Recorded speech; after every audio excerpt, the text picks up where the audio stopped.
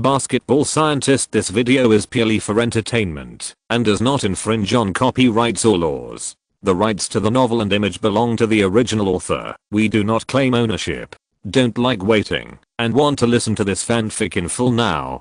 Subscribe to our Patreon, where you'll find the best fanfics. Chapter 26 Chinese Derby. November 14th. The Lakers returned to their home court to face the Houston Mosaic team. The Staples Center was packed with fans. We must win this game, otherwise we will fall behind at the beginning of the season, which is too troublesome. Yao Ming plus McGrady really feels a bit like the OK team back THEN equals asterisk. Alas, to be honest, I'm a little pessimistic about today's game. The Mosaic team has two brushes, but we are not weak either. The fans in the stadium were talking one after another, and in the CCTV broadcast room far away, because of the relationship between Kenyan and Yao Ming, this game was also called the Huaksha Derby. One, as he basically does not appear on the official platform for special reasons. In order to avoid trouble, CCTV is afraid that it will not broadcast a single Clippers game. Patel left the NBA in the summer.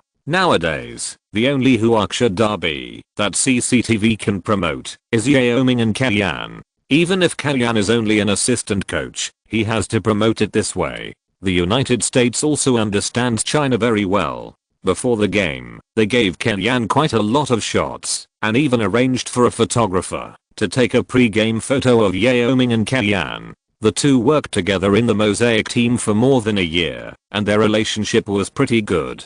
Kenyan left the Mosaic team more because of the disagreement with Van Gundy. Kenyan regarded Old Nelson as his mentor, and Van Gundy was a disciple brought up by Pat Riley. It can almost be said that they are two completely opposite schools of thought. The difference in concepts is too great and there is no way to reconcile. Of course, according to the fan support rate statistics from CCTV, the Mosaic team is still far ahead with a 95% advantage. There is nothing to say about this. Before Yao Ming retired, it was basically impossible for the Mosaic team to have a lower support rate than the opponent. Yao Ming beat Anderson in the jump ball, and the Mosaic team attacked first. After the players pulled away, McGrady and Yao Ming played pick and roll, attracted Anderson's defense, and then passed the ball to Yao Ming. The latter leaned on Kobe on the right to advance to the middle, and scored the ball before Odom helped defend 2-0. Kobe quickly sent the ball to Odom from the baseline, who accelerated the transition to offense and defense, and took a big step to the basket, causing Uncle Huo to foul. The overall ability of the Mosaic team's role players is insufficient. Yao Ming did not have time to return to defense after completing the singles, and there was a loophole in the backcourt defense. The Lakers took advantage of this and attacked fiercely. Kenyan knew that Yao Ming's weakness was physical strength. The faster the offense and defense rhythm, the more Yao Ming consumed, and the higher the Lakers' chances of winning. The Mosaic team continued to attack in positional warfare. Yao Ming received the ball on the right side, leaned on Anderson twice to turn to the baseline, pushed open the defense, and hooked the ball in, 4-2. Although Kenyan clearly stated that he did not support Yao Ming's weight gain, he had to admit that Yao Ming's power increased after gaining weight. No one could defend him alone, and he had to go around or double team. Anderson's defense has improved a little this season, but he is no match for Yao Ming at all. It's not just him. 98% of the league's interior players who defend Yao Ming alone are abused, and it's not their fault. The Lakers attacked. Atkins took the ball to the front court and played a pick and roll with Odom to the left. After attracting Ryan Bowen to switch defense, he passed the ball to Odom in the middle. The latter held the ball high with both hands, saw Kobe's empty cut, and passed the ball to him. Kobe took the ball and took 3 steps, facing Yao Ming, and made a strong layup, 4-4. The Mosaic team attacked. Facing Butler's closed defense, McGrady chose to play one-on-one. After receiving the ball on the wing, he broke through with the ball and was followed by Butler. He made a strong pull-up jump shot at the left baseline, but missed the basket due to interference. Yao Ming's offensive rebound data was average, but this shot obviously suppressed Anderson in terms of positioning. After pushing Anderson away and grabbing the offensive rebound, he directly put the ball into the basket. At the beginning of the game, he was eaten alive by Yao Ming in 3 consecutive different ways. Anderson spread his hands helplessly. This was the most aggrieved time for him since the beginning of the new season. When defending star Demiron Nowitzki, he didn't feel as uncomfortable as he did now. Although he has been in the league for 2 years, Anderson has not had the chance to test O'Neal's power due to coincidence. However, facing Yao Ming today, Anderson may have experienced the despair of other inside players in the league when facing the Sharks. Kobe dribbled the ball across half court and came to the right side. McGrady took the initiative to stick to him. Kobe did not wait for McGrady to get into position and stood firm. He quickly dribbled to the left side. McGrady did not dare to neglect and stuck to him. Suddenly, he felt Kobe's acceleration and McGrady sped up to catch up.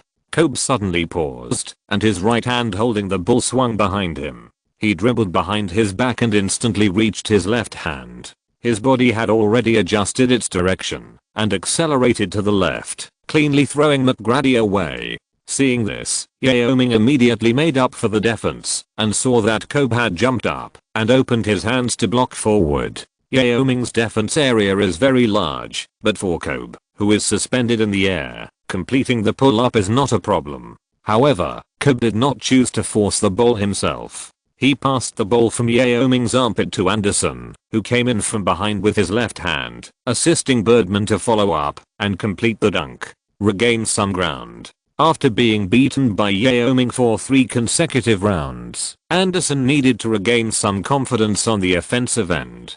Kobe rarely showed his selfless side, and Kenyan also gently applauded on the sidelines. Then, Kobe's correct move was rewarded. Yao Ming asked for the ball in the low post, and Anderson resolutely went forward to limit Mike James' passing angle. Mike James did not control the high-hanging force well. Yao Ming's fingertips touched the ball and the control was unstable. Butler, who was defending behind, promptly broke it off and immediately launched an advance, taking advantage of Yao Ming's weakness of slow movement to form a 5-on-4 front court, and finally Atkins hit a 3-pointer. From the moment Kobe assisted Anderson with the goal, the Lakers' morale soared and the players showed different spirits on the court. On the other hand, the Mosaic team was indeed fighting on their own. The Yao-McGrady combination was able to score points, but they could not lead their teammates at all. The score of 21-27 in the first quarter did not accurately reflect the performance of both sides in the first quarter. The two superstars Yao Ming and McGrady tried their best to prevent the score difference from reaching double digits. In order to trade for McGrady, the Mosaic team sent away Francis, Mobley, and Cato, and at the same time, took Howard's premium contract, which made the team's lineup extremely unbalanced. With Alexander, the luxury tax insulator, it was extremely difficult for the Mosaic team's bench lineup to score.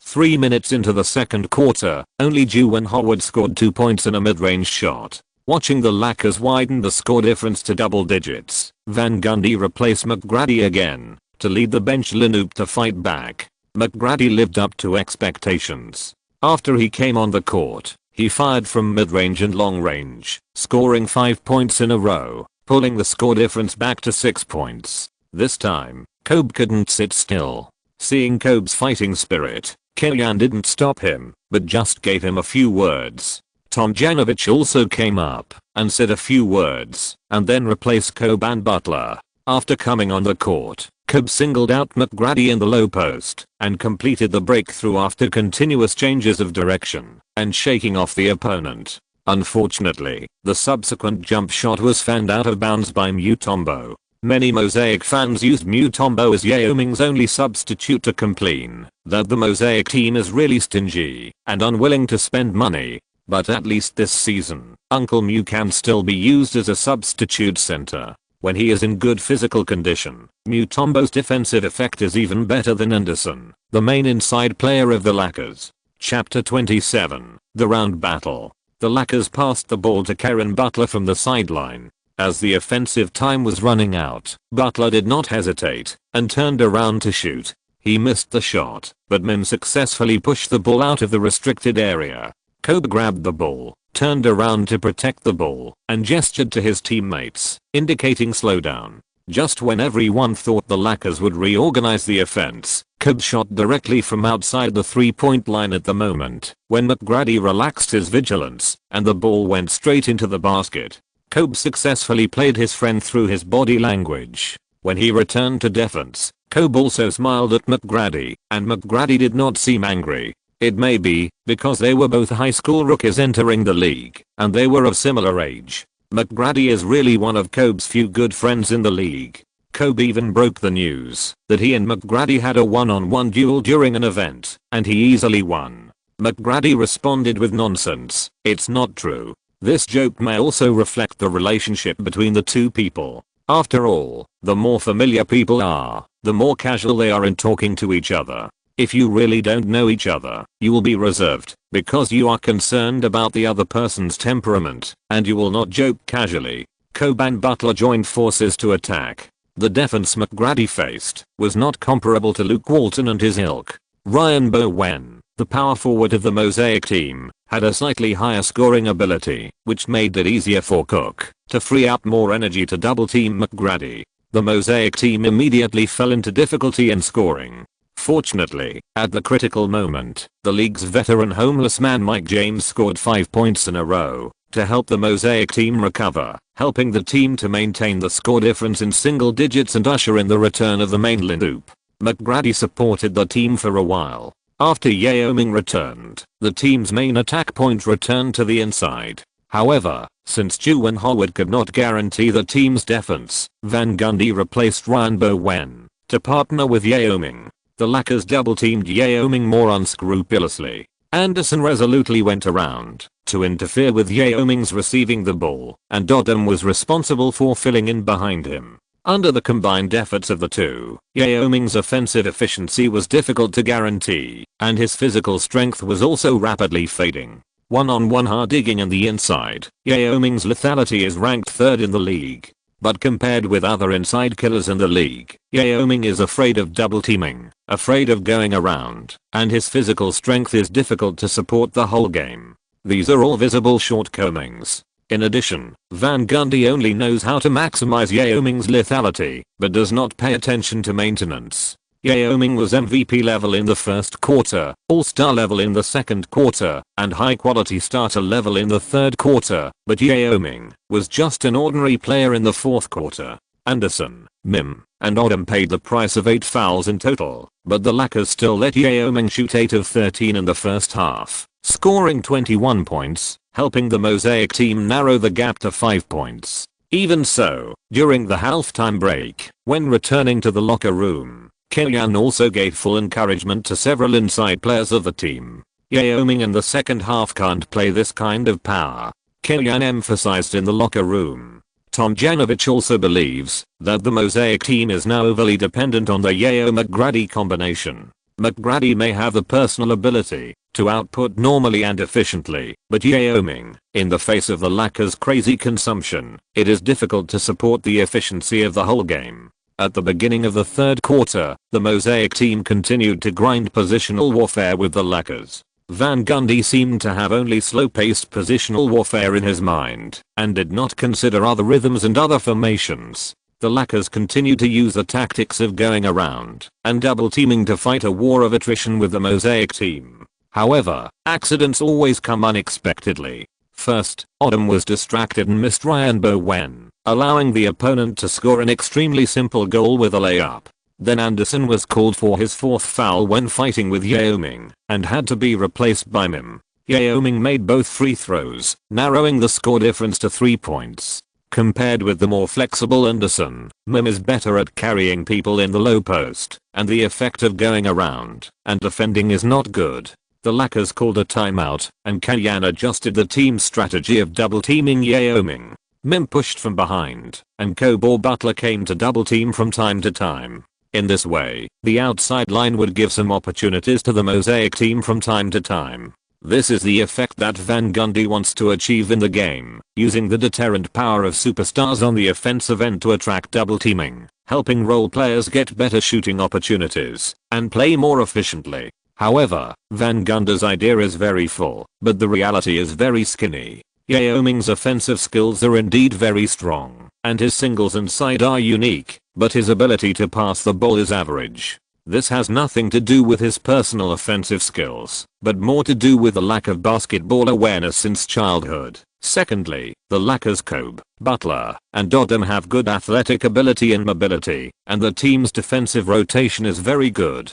The Mosaic team does not have efficient shooters like Mike Miller and Sean Battier of the Grizzlies, and even if they have the opportunity to pass the ball, they have not grasped it all. The lineup is not configured in place, and no tactics can make up for Yao Ming's biggest weakness, physical fitness. The Lakers' desperate consumption on the defensive end and the continuous impact on the offensive end made Yao Ming hold his knees and breathe heavily halfway through the third quarter, and his physical decline was also reflected in the movement and footsteps on the defensive end. Van Gundy is essentially a coach who pays more attention to defense. Therefore, when Yao Ming makes a mistake on the defensive end, it means that he really has no strength. The Lakers also consumed a lot, but Kobe and Butler finally withstood the pressure and widened the score difference to 12 points before the end of the third quarter. In the last quarter, the Mosaic team also tried to launch a counterattack, but the team's attack points were too concentrated. Yao Ming's physical decline and other unfavorable factors made the team really at a disadvantage in this encounter, and it was difficult to narrow the score difference to less than 6 points. In the end, the Lakers defeated the Mosaic team 99-92 away from home. After 3 consecutive losses, they won 2 consecutive victories and returned to the 8th place in the Western Conference. Throughout the game, Kobe performed well, making 13 of 27 shots, 5 of 6 free throws, and scored 33 points. Butler contributed 19 points, and Kobe Bryant gave him considerable support on the offensive end. Of course, the team's victory today was also due to the attrition war between the inside players and Yao Ming on the defensive end. Yao Ming, who scored 21 points with 8 of 13 shots in the first half, saw his efficiency drop in the second half. Not only was he unable to hold the situation on the defensive end, but he also made 4 of 11 shots on the offensive end, and 1 of 5 shots in the fourth quarter. Although Yao Ming also scored 33 points in the whole game, his performance in the fourth quarter was really not good. Zhang Heli, who commented on the game, also mentioned this issue in his post-match comments. The Lakers are just grinding with you today, and when they have exhausted your energy, you see, the opportunity has come. The Mosaic team has an unbalanced lineup, and this point was seized and magnified by Kenyan. A good coach should have this ability, not caring about temporary gains and losses, but paying more attention to the overall development of a game.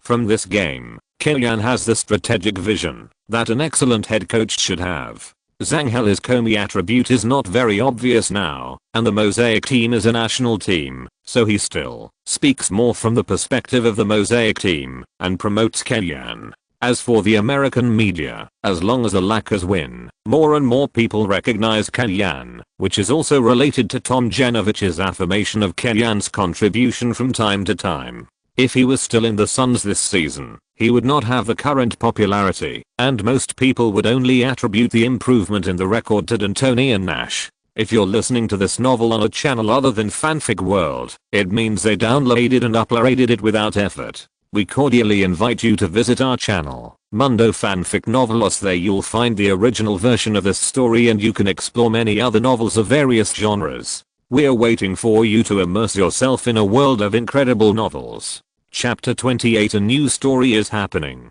After a day of rest, the Lakers returned to their home court to face the Seattle Supersonics, their preseason opponent. They lost the game 99-104, ending their 2-game winning streak. 4-4. Before this game, the Supersonics were 6-2 and ranked second in the Western Conference with the Spurs. They were not an opponent that should be underestimated. Moreover, the two teams had played against each other in the preseason. The Lakers did not win easily, so they still took this opponent very seriously. However, after the game started, the Lakers were still blown up by the Supersonics' 1,000 arrows. Last year's finals revealed that Kobe hated defending Hamilton, a shooter with top off-ball ability and good at finding shooting opportunities through off-ball running. Today, Kobe was also tormented by Ray Allen. In the whole game, Ray Allen made 5 of 9 shots from beyond the 3-point line and scored 29 points, 5 rebounds and 2 steals in the whole game, which was better than Kobe's 27 points, 4 rebounds and 3 assists. Throughout the history of the NBA and even the entire history of basketball development, Kellyanne rarely sees a team like the current Supersonics, where all the skill points are on defense and 3-point shooting. It can only be said that the concept of contract year can really squeeze out all the potential of the players and play this kind of completely illogical basketball. After losing the game, Kellyanne was very depressed. After the post-match meeting, he was ready to get the game video from the staff and wanted to study the game video at home during the rest time tomorrow. As a result, Hamblin couldn't stand it anymore and took the initiative to talk to him. "Kimmy, come on. There are other things in life besides basketball.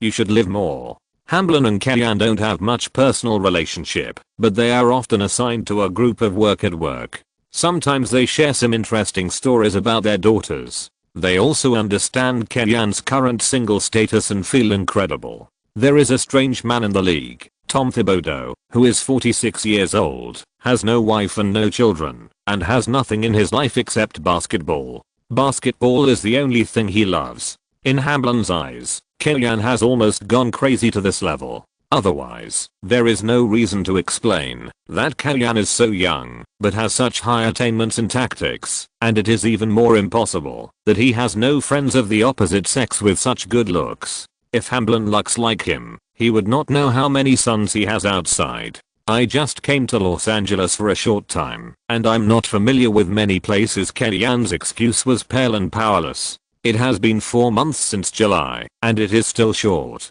Many NBA homeless players may not be able to stay in a team for 4 months. "There is a carnival tomorrow night. I promised my daughter to take her there. You can also go for a walk," Hamblin recommended. "You are a family gathering. Why should I go there?" Kellyanne was about to refuse when he heard it. "You go to play yours, and we go to play ours. The carnival is so big, and we may not meet each other. There are many fun things there, and it is also a paradise for young men and women to date," Hamblin said. "My wife and I met at the carnival. The dating culture in the United States is very different from that in China. In China, a date between a man and a woman alone means that they have passed the initial interview stage and have developed from the ambiguous period to the direction of boyfriend and girlfriend. During this dating period, the other party is the only object of investigation. In the United States, a date between a man and a woman does not mean that they are in a boyfriend-girlfriend relationship. On the contrary, it is closer to a probation period. Before the boyfriend-girlfriend relationship is confirmed, they can change at any time without any moral burden. In Hamblin's understanding, Kellyanne is so handsome that he can always attract girls by going to the carnival. Just treat it as meeting friends. "Anyway, I'm free." Kellyanne himself likes quietness, but he is not introverted, and he doesn't live an ascetic lifestyle. It can be seen from the fact that he often jokes with his teammates and colleagues. The reason why he became like this after coming to the Lakers is, on the one hand, the accommodation problem. He passively became a solitary state, which made him have no one to talk to most of the time. On the other hand, it was the pressure at work. He was eager to show himself and actively showed his presence. This was to take over the position of head coach of the Lakers after Tom Janovich resigned due to illness. He needed to perform better than others and do more than others. Of course, fortunately, he did it. The next night, Kellyanne appeared at the carnival. At this time, many tourists had gathered here, and it was crowded with people. It seemed that the residents around came out of their homes at night. In a corner of the carnival, there was also a band singing loudly, and the high notes rushed into the sky, attracting cheers from the surrounding audience. At this time, a bearded man in the crowd walked towards the lead singer of the band, roared loudly for a few sentences, and then sang the song that the band had just performed again. The other members of the band originally had no good feelings towards this brother, who came to mess up the scene, but when the other party roared "ah," the instruments in their hands couldn't help but follow the other party's singing and playing. This is the magic of music. The concert attracted more and more people to watch, and the surrounding stalls were also very proud. The more people flowed, the easier it was to sell their beer, ice cream, and hot dogs. There were many tents built at the carnival, and there were all kinds of interesting games in them, some suitable for children to play, and some for adults to relieve stress. As Hamblin expected, Kellyanne, who came alone, was quite popular at the carnival. Some girls really gave him kind looks. If Kellyanne could respond, the girls would definitely give up their dates and try to get to know each other with Kellyanne. Wow, look, this is plate smashing. Passing by a tent, a female voice in Chinese came from inside, which made Kellyanne stop and then opened the tent and walked in. There were 2 Chinese girls in the tent who were considering whether to play. One of the tall girls happened to look up and saw Kellyanne. It seemed that she recognized Kellyanne and her eyes lit up. Following the other's gaze, Kellyanne also looked at the relatively tall girl. She was about 1.7 meters tall. Her facial features were not particularly stunning at first glance, but they were perfectly integrated on her face. She was very charming, with a high nose and willow leaf curved eyebrows, giving people a feeling of inner charm. Her smile was very beautiful, and her eyes seemed to have stars. The dimples on both sides were very cute. It should be very forceful, right? The girl next to the tall girl was obviously from Taiwan.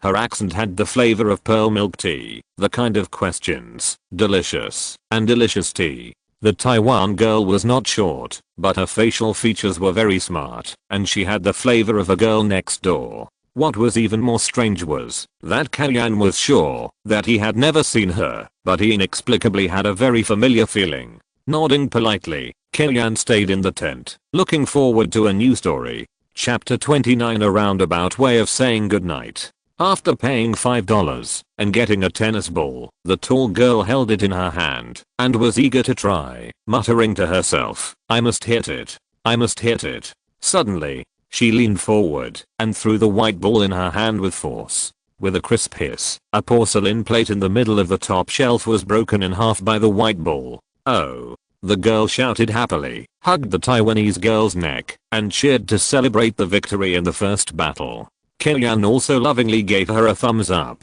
"How about it, genius coach, do you want to try?" Obviously knowing Kellyanne, the tall girl raised her chin towards him and took the initiative to talk to him. "You go first." The Taiwanese girl, who looked familiar to Kellyanne, also paid and took the ball in her hand. She threw it over and directly hit the adjacent porcelain plate at the top of the shelf. "Ah!" The tall girl screamed with her mouth wide open. The two of them held hands and were extremely happy. "This game is not difficult, and it is even easier for a basketball coach." Kellyanne asked for a white ball, compared it a little, and threw it directly into the porcelain plate. All 3 of them hit the disc. They were all Chinese and were talking and laughing. The merchant thought they were together and gave them a prize, a Pikachu doll.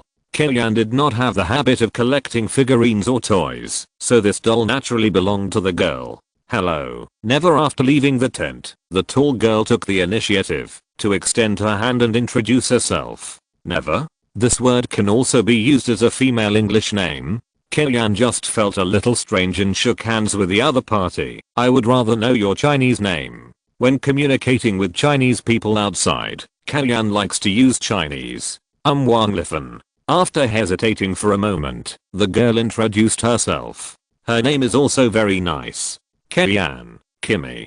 Kellyanne introduced himself again. "You should have grown up in the United States, right?" Wang Lifan's Chinese pronunciation is barely standard, but not proficient. The way he speaks and punctuates is very different from that of a native Chinese like Kellyanne. "Well, I grew up in Atlanta and now I study in Los Angeles." Wang Lifan did not hide it from Kellyanne. Amazing. Genius. Wang Lifan did not pay much attention to basketball, but Kellyanne's reputation has been spread by word of mouth among the Chinese community in Los Angeles. Wang Lifan, who is studying medicine in Los Angeles, has also seen Kellyanne's photos and news in newspapers and magazines, and recognized Kellyanne at first sight. Knowing that Wang Lifan is a master's student studying medicine, Kellyanne's mind became more active. A coach and a doctor are a perfect match. "Are you here at the carnival alone?" After chatting for a few sentences, Wang Lifan found something unusual.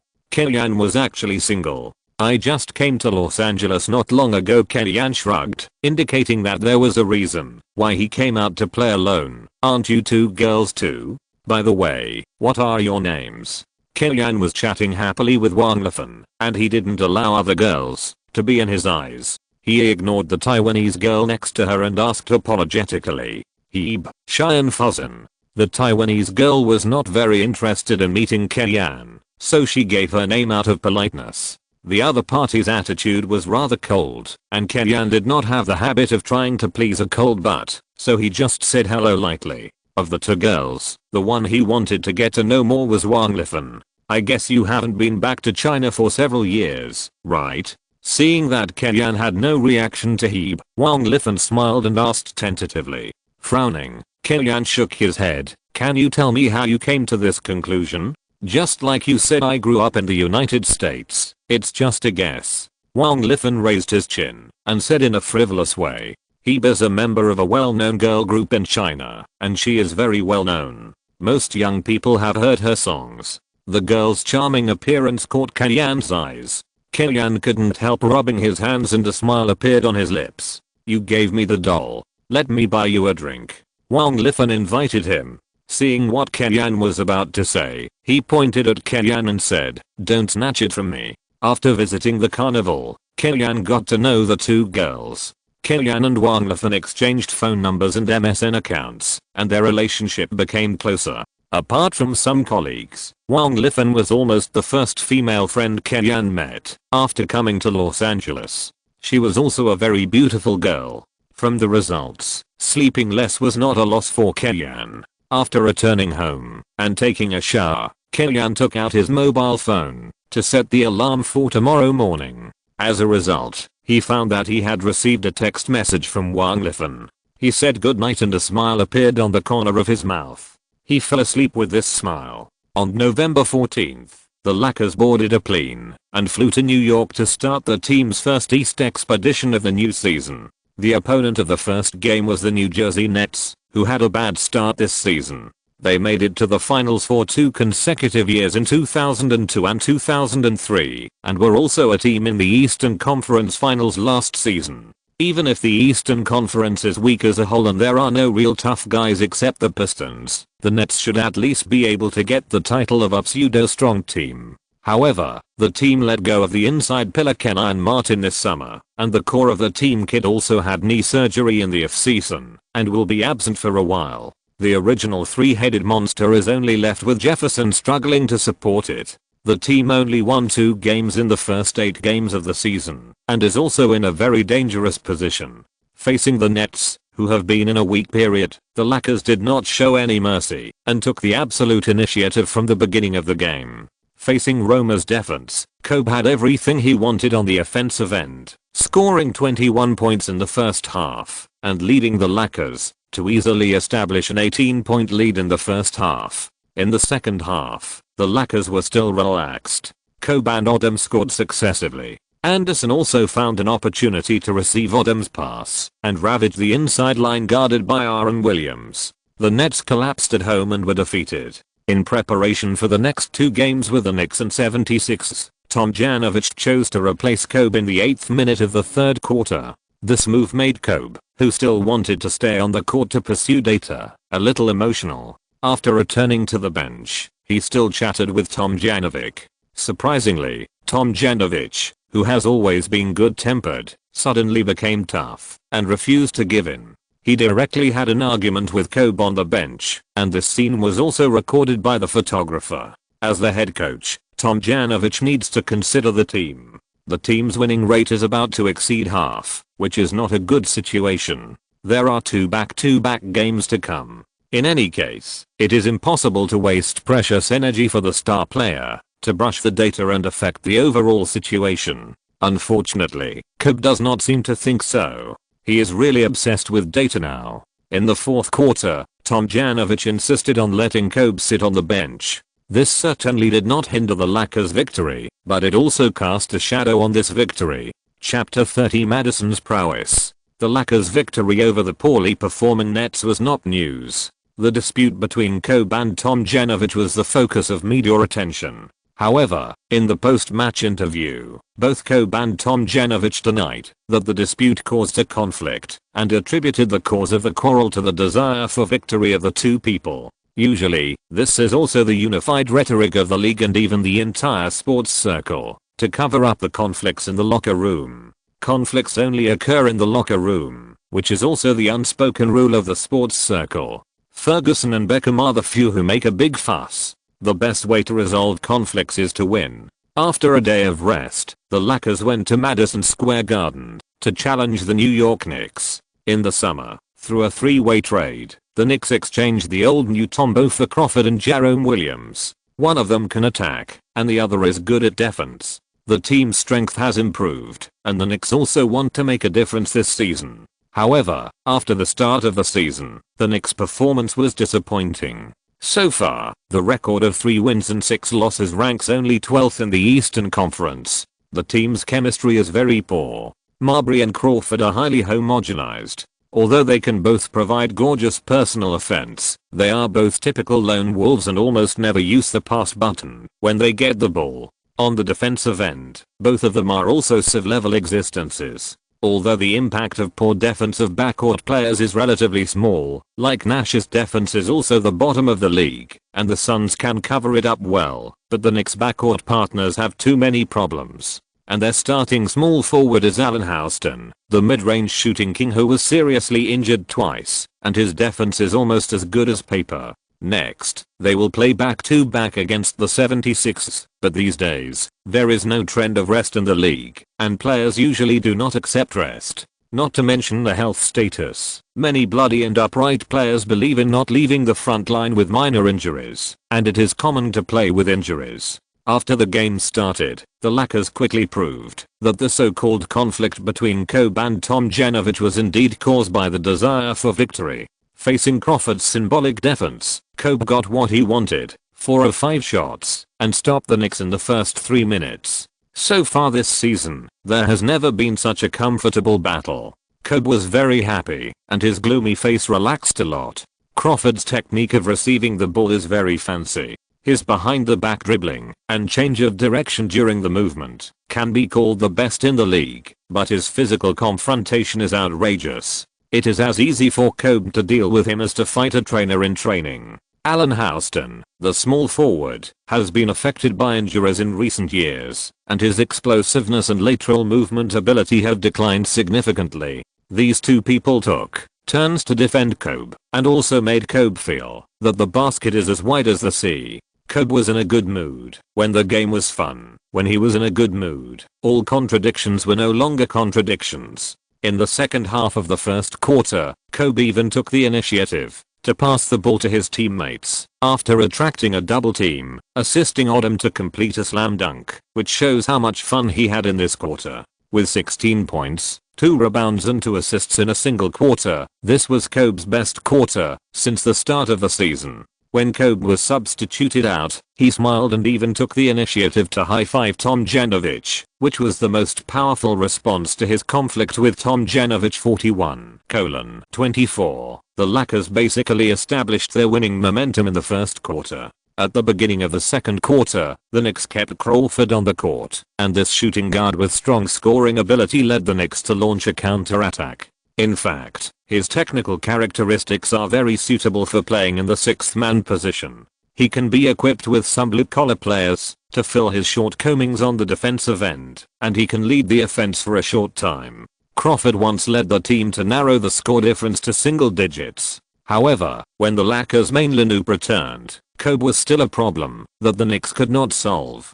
Beside Kobe, Butler also took over some ball rights and used Kobe's containment to launch personal offense, and the score difference was widened again. At the end of the half, the score difference had reached 20 points. At the end of the half, Kobe had scored 26 points. Back in the locker room, Tomjanovich praised his performance, and Kobe was even more happy. The team has a huge advantage. It stands to reason that the Lakers will have a certain degree of reserve in the second half, especially tomorrow they will face the 76ers back-to-back. However, Tomjanovich still arranged a tactic in which Kobe was the core of the offense in the third quarter, which was a concession to Kobe to a certain extent. In addition to physical strength, the team's morale and centripetal force are also very important. For a player like Kobe, you let him rest and watch his teammates play more tired than he played in the game. Understanding this, Killian also understood Tomjanovich's good intentions. Being a coach not only requires tactical knowledge, on-the-spot dispatch, talent cultivation, and training quality, but also management ability. How to coordinate a locker room is perhaps what Killian needs to learn the most from Tomjanovich. In the second half, the Lakers, who played with all their main players, continued to widen the score gap in the third quarter. Kobe found opportunities to single out Crawford or Houston to score. The Knicks did not have elite perimeter defenders or a targeted offensive system, so he had an obvious advantage against anyone. Kobe scored another 12 points in a single quarter and scored 38 points, 6 rebounds, 5 assists, and 2 steals in 3 quarters. He was already satisfied. In the fourth quarter, Kobe rested for 4 minutes before playing again. After scoring 2 goals, he began to walk around the court to save energy. Although he pays attention to shooting data, he also knows the priorities.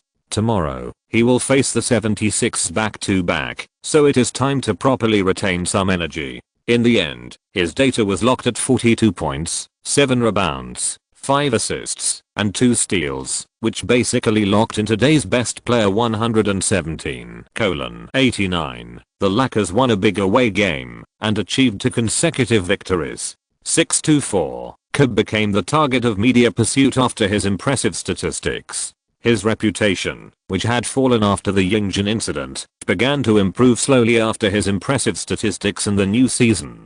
More importantly, the team's performance improved, and the fans were not blind. They could see that Kobe carried the team on his shoulders during the game.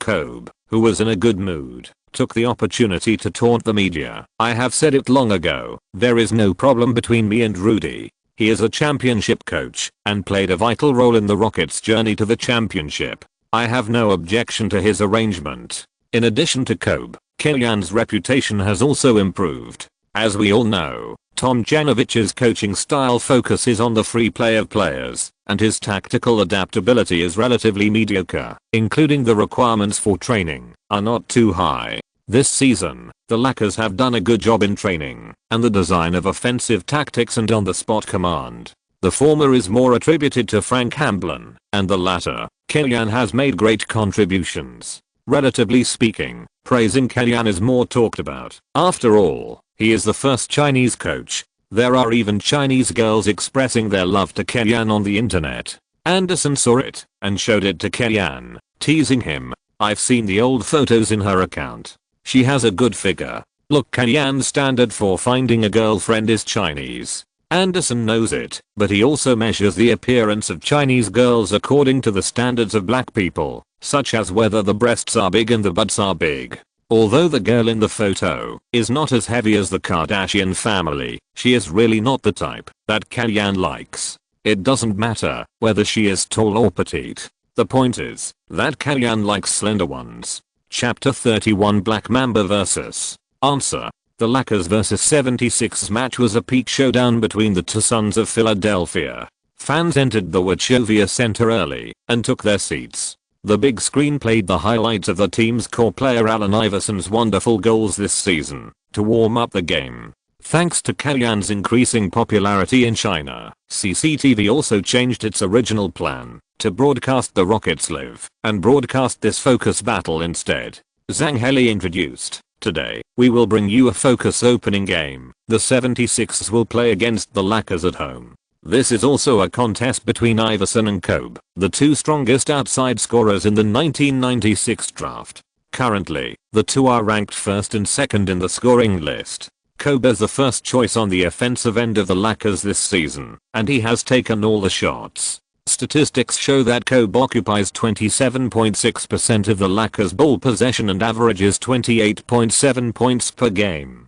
Both of these statistics rank second in the league. The first place is the same name, Allen Iverson. This season, he has occupied 31.3% of the ball rights for the 76ers and averaged 30.7 points per game. However, for the fans and coaching staff of the 76ers, this is commonplace. Does this mean that Kobe is not as good as Iverson as an outside scorer? Not necessarily. Iverson is most criticized for his efficiency on the offensive end. Many people think that his data is accumulated by the ball and shooting rights. The data shows that his shooting percentage is 42%, the 3-point shooting percentage is only 30%, and the free throw percentage is 83%. Iverson's ability is of course the top in the league, and it is also a skill to be able to digest so many ball rights and shooting rights, but the word inefficiency is clearly visible in the data, and there is no way to wash it. After the shooting warm-up, the coaches of both sides finally gave a few words of advice, mainly to remind their core players not to be stubborn, and the players of both sides stood in the middle of the court. The Lakers of 5 players, Atkins, Kobe, Butler, Odom, and Anderson. The 76ers of 5 players, Iverson, Korver, Iguodala, Kenny Thomas, and D'Alembert. Anderson won the jump ball, and the game officially began. Butler passed the ball to Odom, who was outside the perimeter, and then ran to the right corner. Atkins was at 70 degrees on the right, and Kobe and Anderson were on the left. All of them were apart. Odom faced the basket with the ball in the middle, and Kenny Thomas let him go 2 steps away. Odom used the change in dribbling rhythm to break through the inside line, and suddenly made a jump shot. Kenny Thomas rushed forward to interfere, but he didn't have time to jump up to block the shot. He just stretched out his hand and failed to interfere with Odom's shot. Odom made a shot and made a successful shot. Iverson attacked and made a large change of direction in front of his body to get past Atkins' defense. Odom made up for the defense, and Atkins chased after him, forming a double team on Iverson. Iverson's first reaction, after facing double teaming, was never to pass the ball. He dribbled skillfully and suddenly changed his rhythm. His backward jump shot missed. D'Alembert grabbed the rebound and shot the ball at the first time, but was blocked by Anderson and fanned out of the baseline. The beautiful block boosted the morale of the Lakers. The out-of-bounds ball was sent out, and everyone followed their opponents closely. Kobe and Atkins double-teamed Iverson and blocked his breakthrough route. Iverson passed the ball to Korver and then to Iguodala. The latter missed the shot and Odom grabbed the rebound. Odom dribbled the ball to the front court at the first time and played offense and defense conversion. The 5 players on the Lakers were top-notch in their respective positions, and they had a strong sense of offense and defense conversion. After grabbing the rebound, if the opponent's defense was not disciplined enough, it would be easy to form a situation of more people against fewer people. D'Alembert and Kenny Thomas did not run back. Odom attracted the double team and passed the ball to Kobe, who glided and dunked. 4-2-0. The 76ers attacked. Iverson took the ball to the front court and broke through the pick and roll with Kenny Smith, pressuring the Lakers inside line to shrink the restricted area and pass the ball to Iguodala. The latter leaned against Butler with his back and completed a hand-to-hand cooperation with Iverson, who was running. The latter received the ball and made a jump shot, which hit the ball under interference. 4-2. Atkins took the ball to the front court and passed it to Kobe. Kobe came to the right with the ball, and Iguodala immediately came over. Kobe did not wait for Iguodala to stand firm and quickly dribbled to the left side. Iguodala did not dare to neglect and continued to stick close. Feeling Kobe's sudden acceleration, Iguodala kept up with the speed.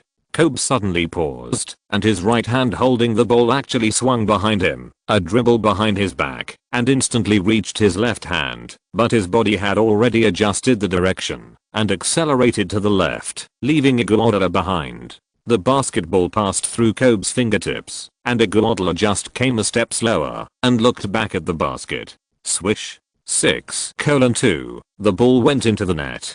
Kobe clenched his right hand and waved it in front of his chest with great force. The 76ers attacked, and Iverson forced his way into the Lakers' restricted area after a pick and roll. Kobe interfered in front of him, and Iverson's turnaround jump shot missed. Frightened by the Lakers' counter-attack, the 76ers did not rely on the front court rebounds and returned to defense in time. Atkins took the ball to the front court and pretended to pass it to Kobe, and suddenly he shot a three-pointer from the right side facing Iverson. His shot was very sudden, and Iverson did not realize it, but unfortunately he missed it. On the sidelines, Kellyan praised and applauded Atkins' shot. He liked this kind of smart attack. The 76ers attacked, and Iverson was double-teamed when he broke through. This time, the answer was to pass the ball, but the Lakers' defensive rotation was in place.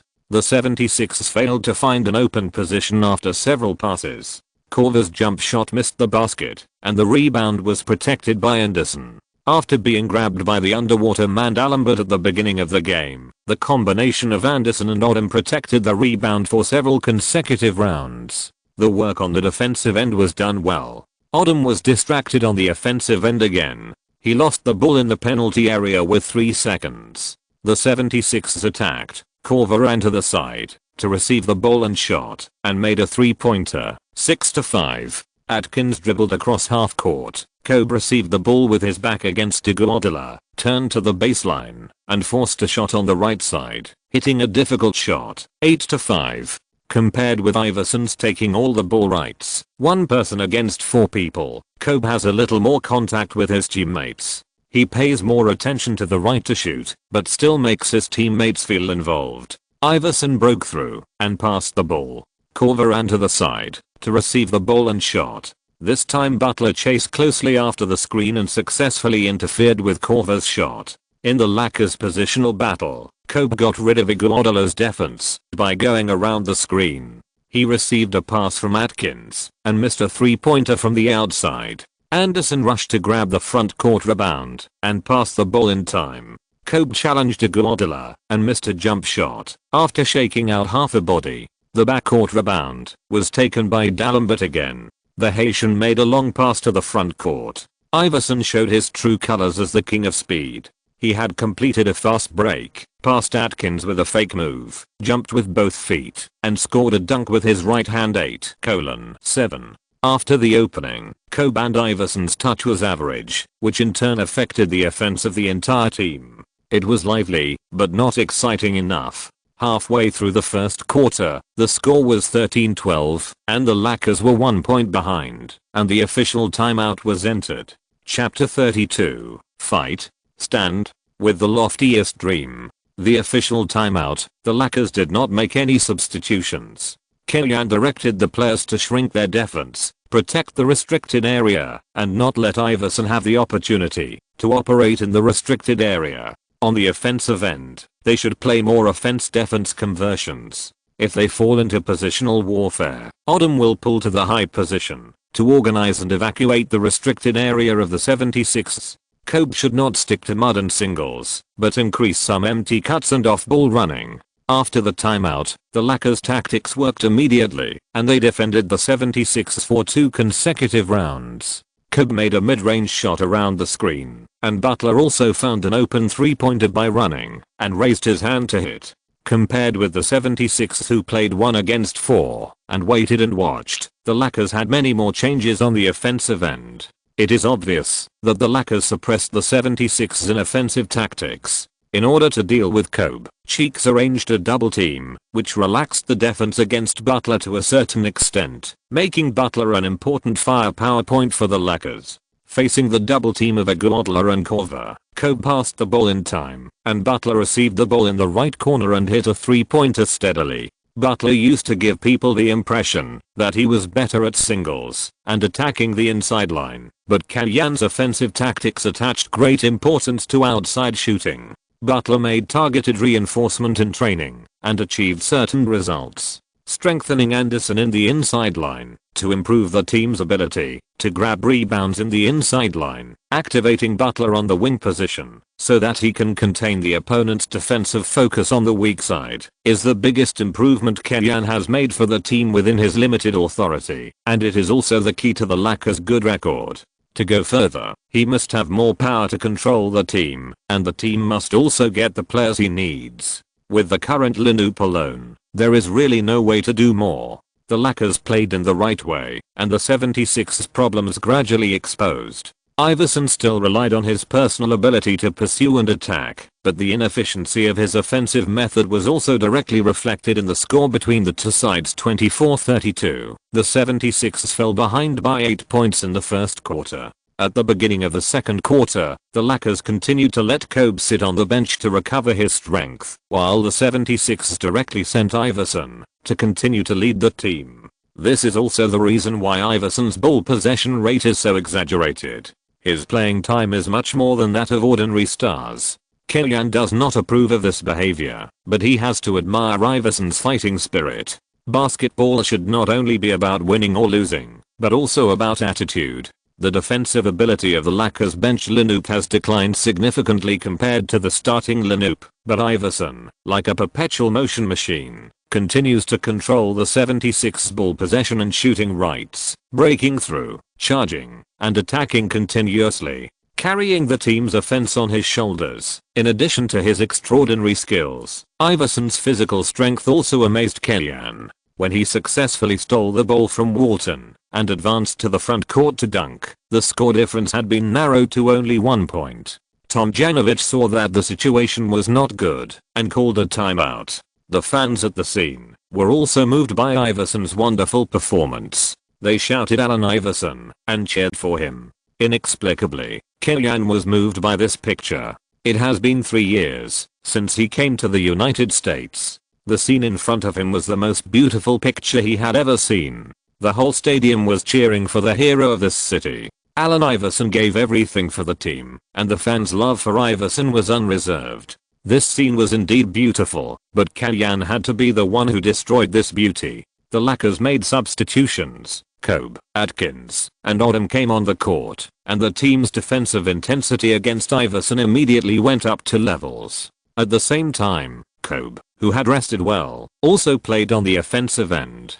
Compared with Iverson, Kobe does not need to carry the ball across half court by himself and can get into position early. Kobe's mid-range and long-range shots are more accurate, and he does not need to attack the inside too much. Kobe has a better coaching team behind him, at least at some moments, to help Kobe make the right decisions in the game. While maximizing Kobe's offensive performance, Kellyan was very careful in some details, which also made his teammates feel more present in the game and played their own value more. At the end of the first half, the score was 46-52.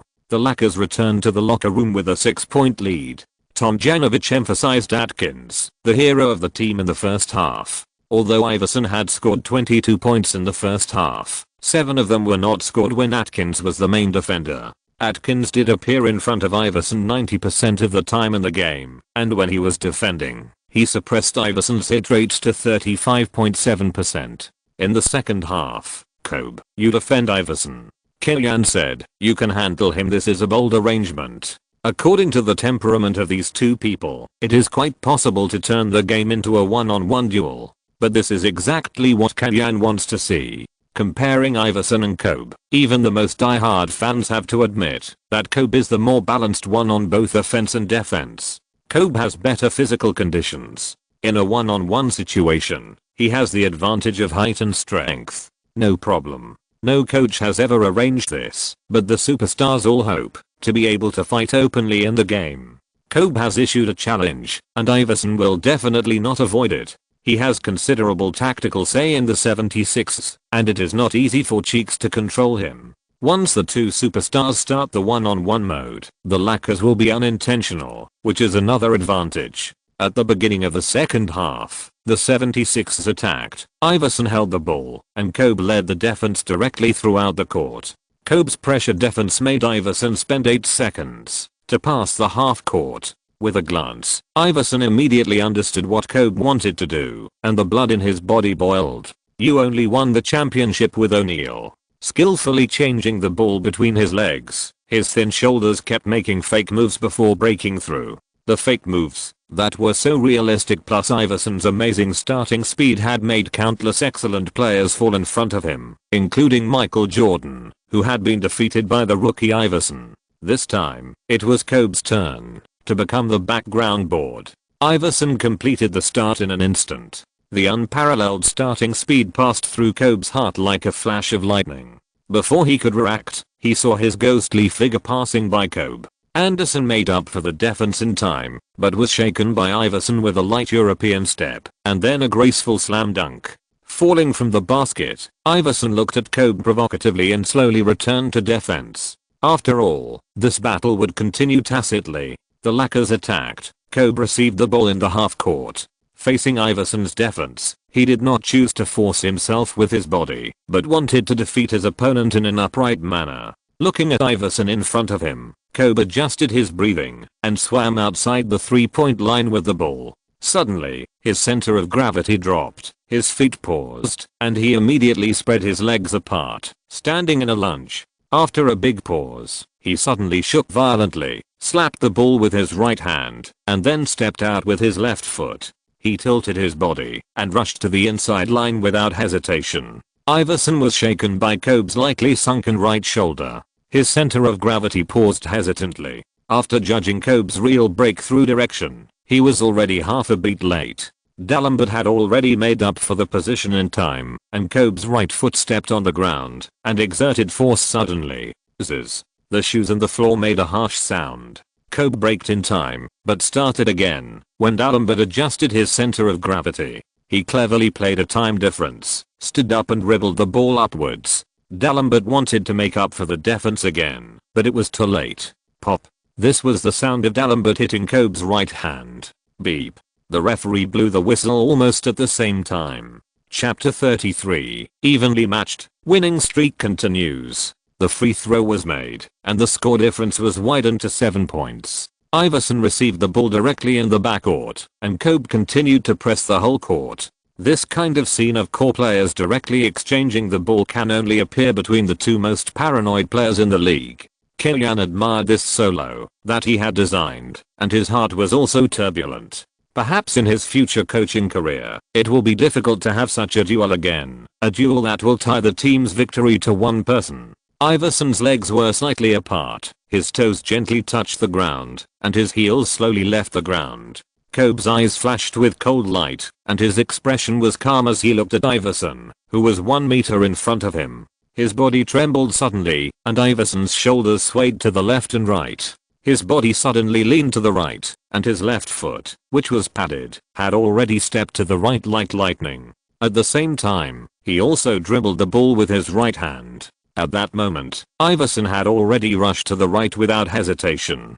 Kobe saw it clearly, and his center of gravity moved to the left with all his strength. His feet shifted, and his right foot stepped out horizontally, blocking his body. Iverson's foot, which had already stepped out, suddenly stopped.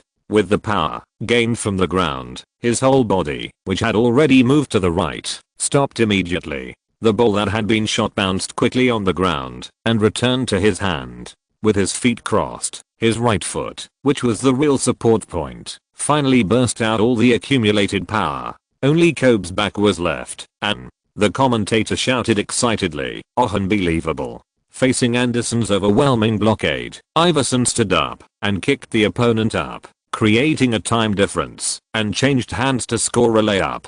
Anderson, who wanted to take off for the second time, was out of reach. All the substitutes of the 76ers stood up, punched and threw towels to celebrate this great goal. At the home court of the 76ers, Iverson's fans naturally received more support, but Kobe was also a person who got stronger when facing a stronger opponent. Receiving the ball at half court, Kobe straightened his body and stood at the outer end of the three-point line like a javelin. Iverson opened his arms to block Kobe. Kobe changed the rhythm of dribbling. The ball he was dribbling back and forth suddenly reached his right hand. His body swayed and swayed. Suddenly, he held the ball in his right hand, twisted his wrist, and rushed to the right side of Iverson. His right hand suddenly held the ball and changed direction to the left. His body, which was stable just now, immediately turned sideways into a line. Iverson reacted and immediately moved his center of gravity to the right. Unexpectedly, Kobe still had the ability to adjust. He paused to the left, slapped the ball to the ground with his right hand, caught it with his left hand, and suddenly dribbled horizontally. In a flash, he slipped to the left side of Iverson again. After breaking through Iverson, Kobe took a big step forward and stepped into the 3-second zone. He jumped up in a very elegant posture. With a light flick, the ball drew a small arc and went into the net with a bang. Two consecutive large changes of direction should have been an action that players of Iverson's body type are better at, but Kobe copied his opponent's operation. Kobe's polishing of his offensive skills has impressed even the coach who doesn't like his frequent singles. The game became a show between Kobe and Iverson.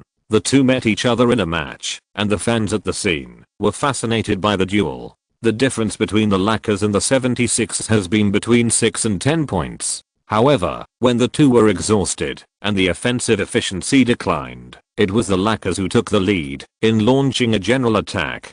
Butler and Odom led the team to a 10:2 wave, which widened the gap to 15 points, allowing the Lakers to enter the fourth quarter with a considerable lead. Everyone performed very well. In the fourth quarter, we need to play smarter.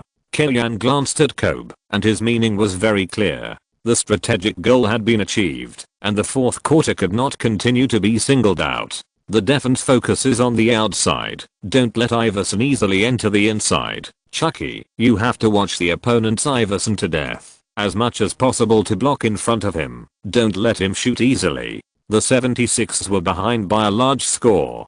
Given Iverson's personality, it is likely that he will continue to play in the fourth quarter. His physical strength has not fully recovered. At this time, he will fall into the trap of the Lakers. Kobe continued to sit on the bench. Kellyanne's task for him was to play in 2 minutes and defeat the 76ers in one go. As Kellyanne guessed, Iverson continued to play in the fourth quarter. In the first 3 quarters, he only rested for 5 minutes, and with a long period of solo with Kobe, his physical strength was greatly consumed. After the opening of the fourth quarter, the offensive end found a mid-range opportunity through shaking, and made a hit.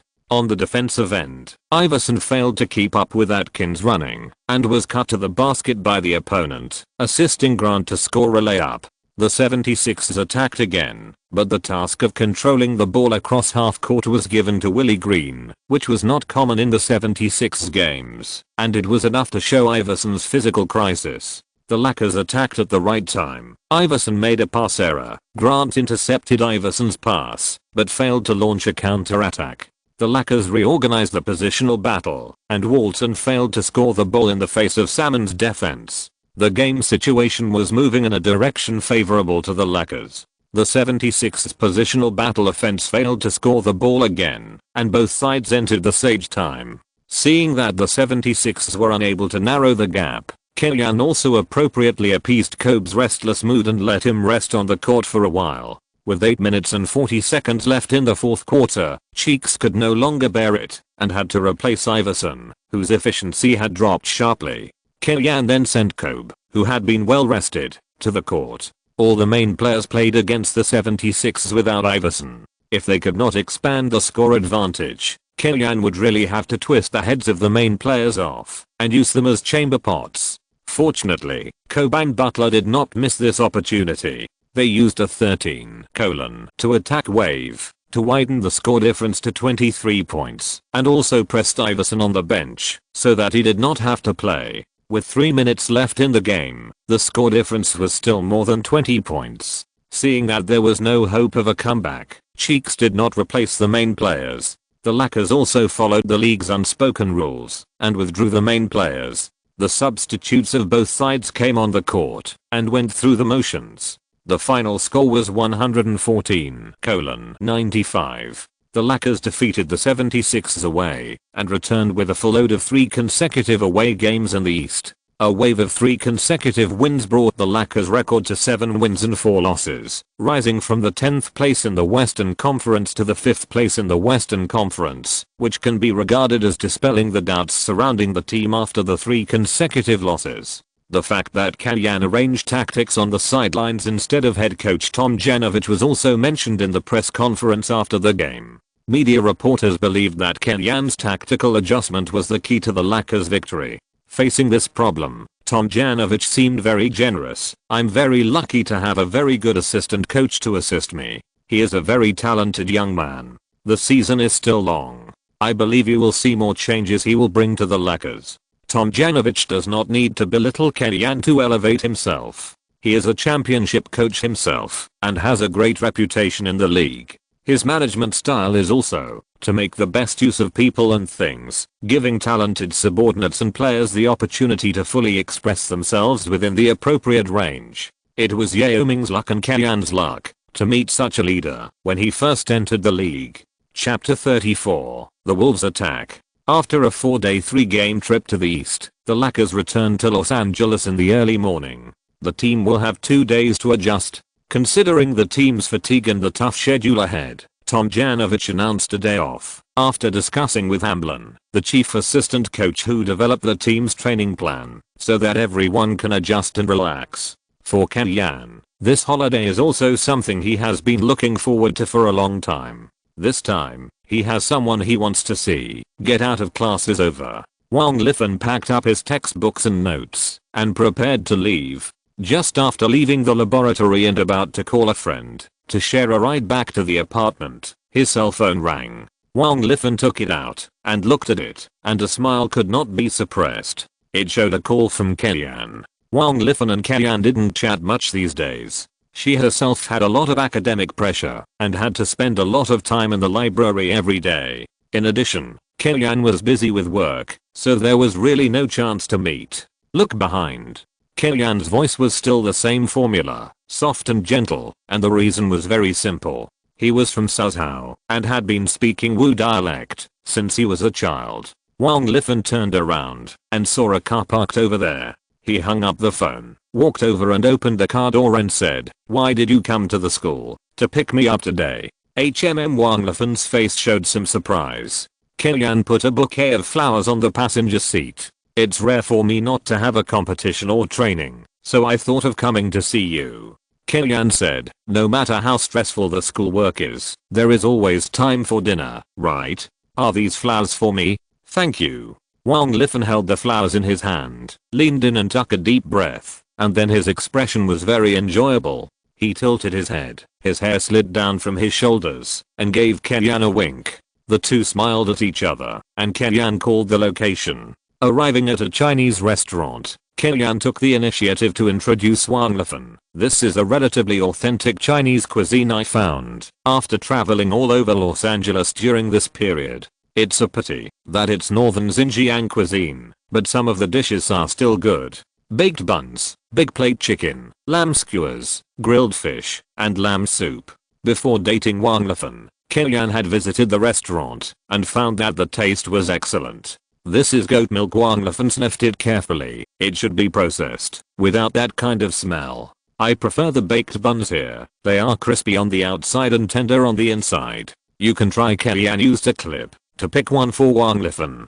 "Share the things you like with the people you like." Wang Lifan avoided Kellyanne's eyes, tore off a piece of crispy skin, and chewed it carefully with a frown. Tasting the food, Kellyanne and Wang Lifan had a casual conversation and inadvertently exchanged a lot of information between the two of them. Wang Lifan, whose ancestral home is in Guangdong province, moved to Atlanta, USA with his parents when he was 5 years old and has lived there ever since. He is from a medical family, so he has been determined to be a doctor since he was a child. He is now studying for a master's degree in Los Angeles. Doctors are a profession that everyone admires in the United States, and ordinary basketball coaches may not be worthy of it. Of course, it is definitely no problem for a top coach who can gain a foothold in the NBA. So you plan to stay in the United States for a long time and strive to become the head coach of an NBA team. It's a matter of time. With the current trend, I'm confident that I can achieve my goal in 1 or 2 years. Kellyanne revealed his plan and also dispelled some of Wang Lifan's concerns. After all, if the two of them get together, it is unlikely to be in a foreign country. After all, you are a genius assistant coach, you can definitely do it. Hearing Kellyanne's confident expression, Wang Lifan also laughed and even teased him with the name given to Kellyanne by the media. If a girl is willing to reveal some of her information to you and show that she cares about your future, this thing has already been 80% done. Not to mention that after the meal, Wang Lifan gave Kellyanne the opportunity to send her back to the apartment. "I live here with a few friends. Sometimes we go back to school together, but sometimes we don't go to class together, so I may have to share with others." After sending him to the door of the apartment, Wang Lifan continued to introduce his life to Kellyanne. For Kellyanne, who also had the experience of studying abroad, everything was familiar. "I understand. I also studied abroad." Wang Lifan smiled. "Oh, right, how could I forget back home?" Kellyanne was very happy. He found the goal he pursued. The two were only 2 years apart in age and matched in appearance. Wang Lifan's family background was better, but Kellyanne was a time traveler after all, so it was not difficult for him to make some investments to achieve financial independence. The most important thing is that the two like each other. On November 22nd, the Lakers played against the strong Minnesota Timberwolves at home. The two teams met in the Western Conference Finals last season and both had popular superstars in the league, so they were also included in the sequence of live broadcasts across the United States. Before the season, the Lakers were not favored by the media. Everyone agreed that the Lakers had suffered serious losses in strength this summer and were on the edge of the Western Conference playoffs. The Timberwolves, who made it to the Western Conference Finals last season, have not changed much in their lineup. The core of the team, Garnett, has won the MVP and is at the peak of his career. Although the other two of the three monsters, Castle and Sproul, are 1 year older, they are not as good as last season's Western Conference Finals. How badly has the Timberwolves fallen this season? They are also expected to be a quasi first tier team in the West, second only to the Spurs. However, after the start of the season, many people unexpectedly discovered that the Timberwolves have inexplicably declined. Last season's MVP Garnett has maintained a high level, but the decline in the performance of the two veterans has exceeded everyone's imagination. Castle was an all-star guard last season, averaging 19.8 points and 7.3 assists per game, and was a member of the quasi 180 club. This season, he has fallen directly to 11.2 points and 6.5 assists per game, and his shooting percentage has also declined.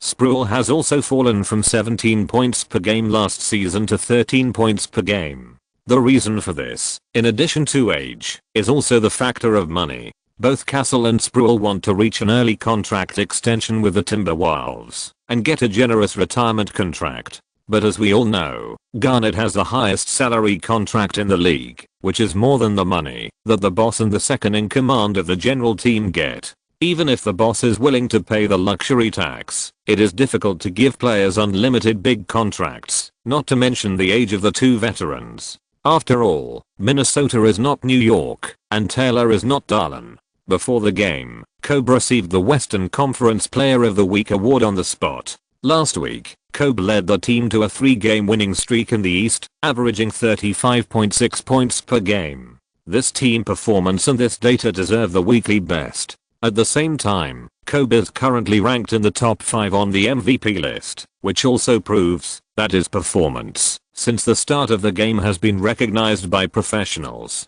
Because today is a national live broadcast, today's staples will not be without stars to watch the game. Celebrity couple Justin Timberlake and Cameron Diaz came to the scene to watch the game together. Charlie's Angels often appear at the Staples Center. Today, they wore Lakers jerseys to show their support for the team. Jaya Boss should be with his girlfriend. When the camera was pointed at Jaya Boss, countless girls cheered. If you're listening to this novel on a channel other than Fanfic World, it means they downloaded and uploaded it without effort. We cordially invite you to visit our channel, Mundo Fanfic Novelos. There you'll find the original version of this story and you can explore many other novels of various genres. We're waiting for you to immerse yourself in a world of incredible novels. Chapter 35, Kill the Wolf. Garnett's nickname is Big Ticket. At this stage, his popularity is even stronger than Kobe's. He has fans in Los Angeles. Compared with Duncan, who plays in a strict and monotonous way, and Nowitzki, who has a foreign household registration, Garnett has more fans. A more exaggerated fact is that Garnett's shoes are the best selling among big men. Whether it is Yao Ming, who has the support of the Chinese market and can win the All-Star vote every year, or O'Neal, who has dominated the league's inside line for several years and loves to show off, they do not have the commercial value of Garnett, and this is when he is in the small market of Minnesota. Beep. The ball was thrown into the air by the referee. Anderson and Garnett jumped at the same time. Garnett, who has a comprehensive advantage in height and wingspan, jumped up first and touched the ball. Beep.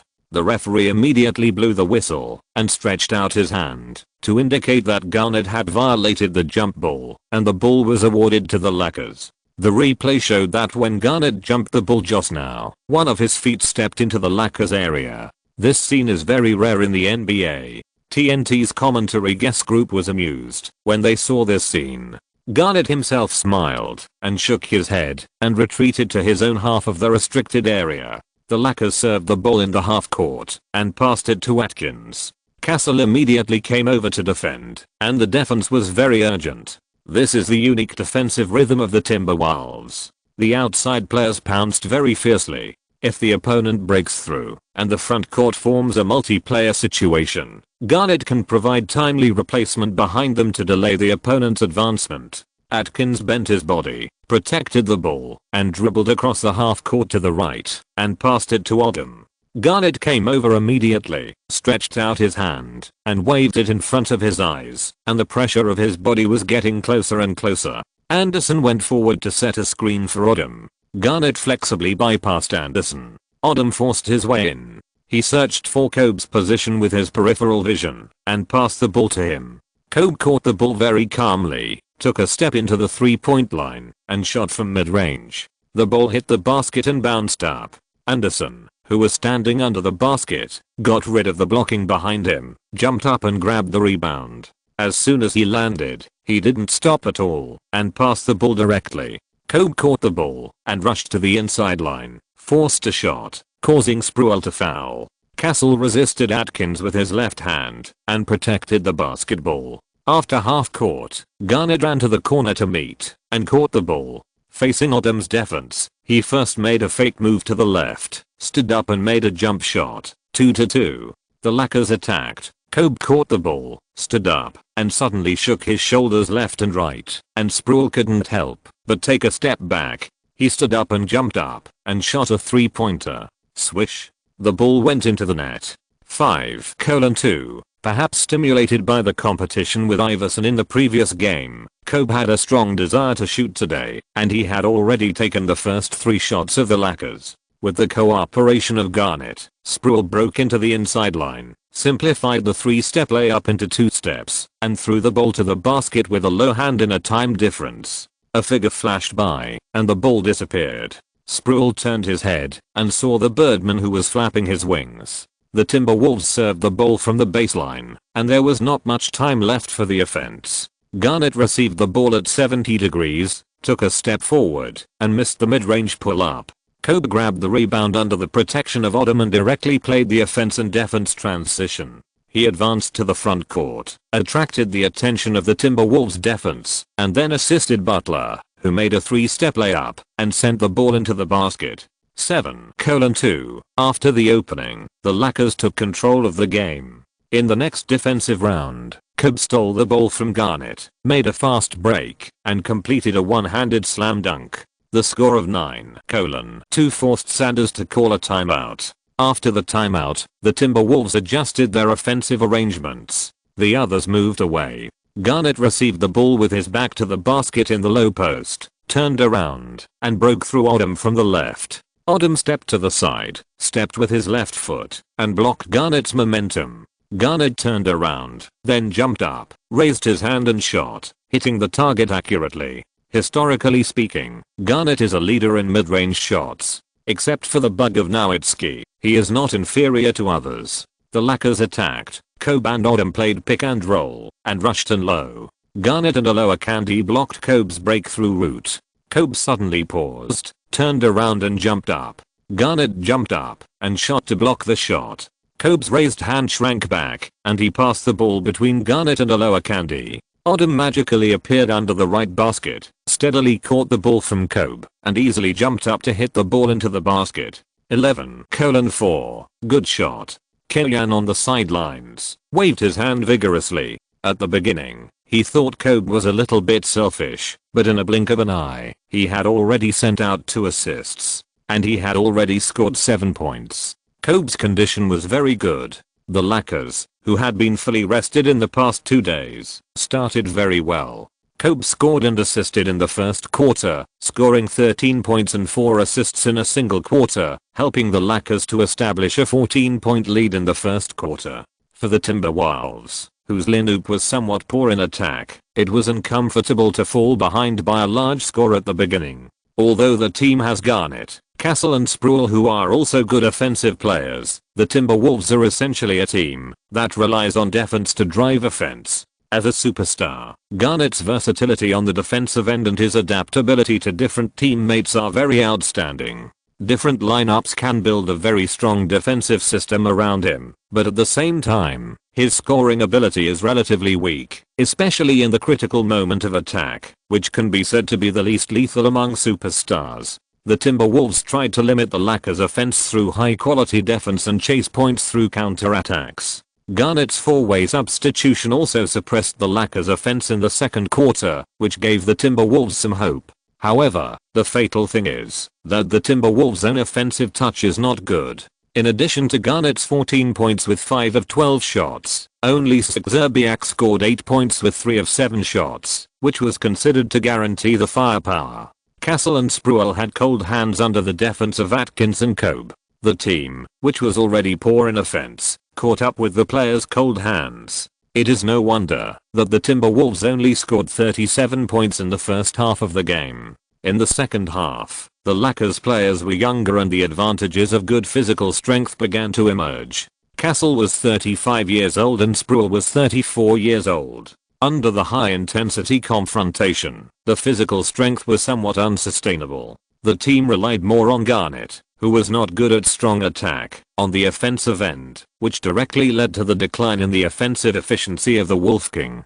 The game situation was unfavorable, and Sanders had no other choice but to let Garnett play more. In fact, even if the Timberwolves had problems of this or that kind, the foundation was still there, and Garnett was still MVP level value. The key is that the coaching staff could not help the core players to play to their strengths and avoid their weaknesses, which is more fatal. In the final quarter, the Timberwolves core players played for nearly 40 minutes, which reduced their efficiency. The Lakers, who had a 15-point advantage, had a considerable margin for error and made good personnel deployment. They eventually defeated the Timberwolves 115-96, extending their winning streak to 4 games. The team also tied the Dallas Mavericks, who ranked 4th in the Western Conference, with an 8-4 record. In the whole game, Kobe scored 36 points, 4 rebounds and 7 assists, beating Garnett, who scored 27 points and 9 rebounds. Chapter 36 Kobe vs. Keyan. November 24th, the Lakers continued to play at home, losing to the Spurs 95-101, ending their 4-game winning streak. 8-5. Facing MVP level power forwards for 2 consecutive games, the Lakers' inside players did not stand the test this time. Garnett's offensive means are relatively versatile, but he did not kill the Lakers, whether he was playing low post singles or high post singles. Duncan is different. The Lakers do not have a meat shield with solid lower limb strength and reliable defense to fight against Duncan. So throughout this game, Anderson and Odom lived under Duncan's shadow and were ravaged by Duncan in turn.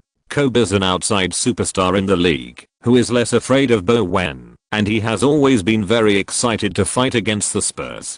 In this game, he had a strong desire to attack, and his touch was also hot. He made 14 of 27 shots, 4 of 9 3-pointers, and 7 of 8 free throws, scoring 39 points. His personal offense was indeed extreme. But every time Kobe tried his best to make an attack, Duncan always responded in time and played the answer ball, which broke the mentality of the Lakers' inside players and made Keyan on the sidelines spread his hands. Popovich now does not have the tactical attainments of Zujvic in the future. The Spurs were forced to the last 3 minutes to decide the outcome of the game with the advantage of the Ledoux.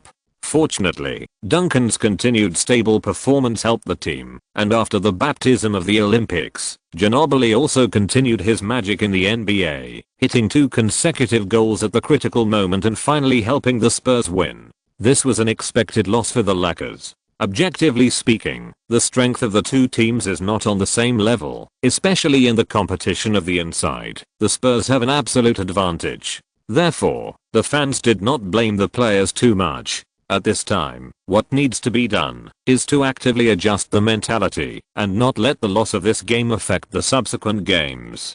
Back-to-back games, the Lakers visited Staples Center to challenge their city rivals, the Los Angeles Clippers. Well, it's not much different to be an away game than a home game. Except for the Clippers on the floor, the atmosphere created by the fans on the scene gave people the feeling that the Lakers were playing at home. The jerseys retired from the Lakers' history were hung above the arena, and the signs recorded the years of the 14 championship trophies won by the Lakers. In the stands, fans wearing Clippers jerseys accounted for only about 1/3. Los Angeles Derby, it doesn't matter whether it's home or away, it's the Lakers' home game anyway. This summer, before Kobe completed his contract extension, he once said to the Clippers, "Only one of me and Shaq can stay in the Lakers, but I don't want to leave Los Angeles," which once made the Clippers think that they could dig this superstar from their city rivals and avenge their previous shame. But the final result disappointed the Clippers. The Lakers sent away O'Neal and Phil Jackson and Peyton, who stood on O'Neal's side and kept Kobe with a high salary and built a lineup around Kobe.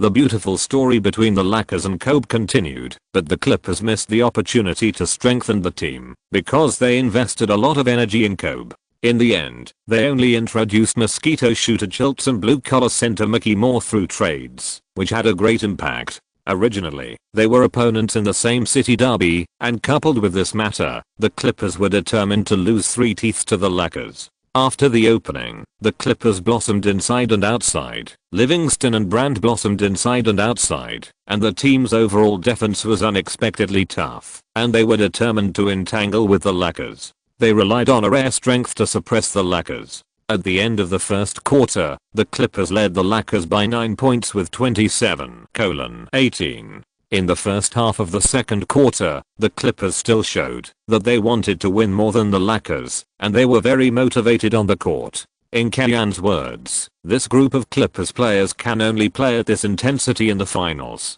Compared with the Clippers' higher intensity, another reason for the widening of the score gap is that the Lakers' offense has been blocked. The reason is simple. The star player Kobe has once again fallen into a vicious circle of obsessing over singles. The more difficult the game is, the more stubborn he is, and he insists on solving problems on his own. In fact, after helping the team in a single duel with Iverson in the game against the 76ers, Kobe has played more alone in the past few games, but his offensive touch in the first 2 games was very good, and he was also happy to share the ball after shooting. In this game, it seems that he is a little angry. During the intermission, Tom Janovich and Kellyan also raised this issue to Kobe, reminding him to pass the ball more. Singles are a means, not an end. Scoring is. Kellyan reminded. Kellyan said what he wanted to say. Kobe gave him face and said nothing, but he still went his own way when he returned to the court and insisted on beating Maggette by his own strength. This made Kellyan a little angry. He has made a lot of efforts to make the Lakers move in a good direction this season. He doesn't want anyone to destroy the centripetal force that the team has maintained since the beginning of the season because of his own reasons. Kobe's self-willed behavior on the court has made his teammates unable to play. During the timeout, Kellyan walked in front of Kobe and his voice became low. "You have seen the current situation. In Staples, in front of Los Angeles fans, we were beaten by the Clippers, a rotten team. Kobe, do you know what you are doing?" Kobe raised his head and looked at Kellyan with contempt, saw the anger in his eyes, and then avoided his gaze. "If we continue like this, we can surrender at halftime. Kobe, you are just letting the entire Lakers team pay for your mistakes. Are you going to disappoint the fans at Staples Center? Of course, I can never stand losing." Kobe threw the towel in his hand and refused to let anyone nag him. Kobe and Kellyan had a dispute. Terry Brown and Hamblin had reacted and started pushing Kellyan, trying to pull him away, but Kellyan broke free from the two people. His voice increased by 10 decibels and continued to shout, "I don't want to hear you say it. I want to see you do it. Use your actions to show that you don't want to lose. Do you know what you are doing now? Do you know the consequences of your messing around? Do you know what the team needs you to do? When the team is leading, they are a little bit reckless. This can be evaluated with the neutral word paranoia. Obviously, their touch is not good, which directly affects the team, but they still mess around. This is called stubbornness. Purely derogatory." Kellyan's 3 soul-searching questions made Kobe's face turn pale, and he stopped arguing. Hamblin and Terry Brown also let go of Kellyan's hands. Back on the court, your task is simple. Use your skills to contain the Clippers' defense, and then pass the ball. Kellyan emphasized his tone. Remember, pass the ball. Don't play mindlessly. When you feel good, the team will arrange tactics for you to get better data, but without the team's victory, it's useless even if you get 101 points. Being scolded by Kellyan, Kobe looked up and pointed at Kellyan. "Don't think you can provoke me. I will win the game in my own way. I will win the championship in my own way. Then you go on the court and prove it to me. Go. Kellyanne continued to chatter and finally even threw out the Chinese national curse. Kobe was the same. After the timeout, he walked onto the court and kept muttering some dirty words. I don't know if he said it to Kellyanne or just complained to himself. While there is a problem between Kobe and Kimmy, Kimmy is not satisfied with Kobe's performance and seems to be saying something. Kobe seems very dissatisfied. This is the second time he has had a disagreement with the coaching team recently. The commentator noticed the dispute between Kobe and Kellyanne, especially Kobe's eyes, which were full of dissatisfaction. In the commentator's language art, this kind of murderous eyes is called murderous intent. The Clippers are going to be unlucky. Chapter 37 Leading the way in your own way. After the timeout, the Lakers attacked. Kobe received the ball in the half court, holding the ball in his left hand and raising his right hand, signaling his teammates to pay attention to the running position. Odom and Anderson immediately began to run to the other side intentionally, while Atkins also walked to the outside alertly. Magette stood in front of Kobe, constantly looking for the possibility of stealing the ball. The Clippers' defensive strategy was very aggressive. Kobe used his left foot as a support point, half turned to the right, and stood diagonally in front of Magette, protecting the ball very well. Anderson suddenly ran over and leaned towards Magette, while Cameron behind him immediately stuck to Kobe to delay. At that moment, Kobe suddenly moved, swayed to the left, and after Magette subconsciously moved, he stepped out with his right foot. Like a gust of wind, and like a flash of lightning, he jumped through the gap between Magette and Cameron. After dribbling the ball, Kobe's body suddenly reached full speed, and when Brand on the side was not ready, he stepped into the 3-second zone. Facing Brand's struggling defense, he used a European step to change direction to find a chance to shoot, and easily scored a layup. While back quote, the audience who supported Kobe cheered for Kobe's beautiful score, but Kobe's face was still grim. The Clippers' offense quickly rushed over.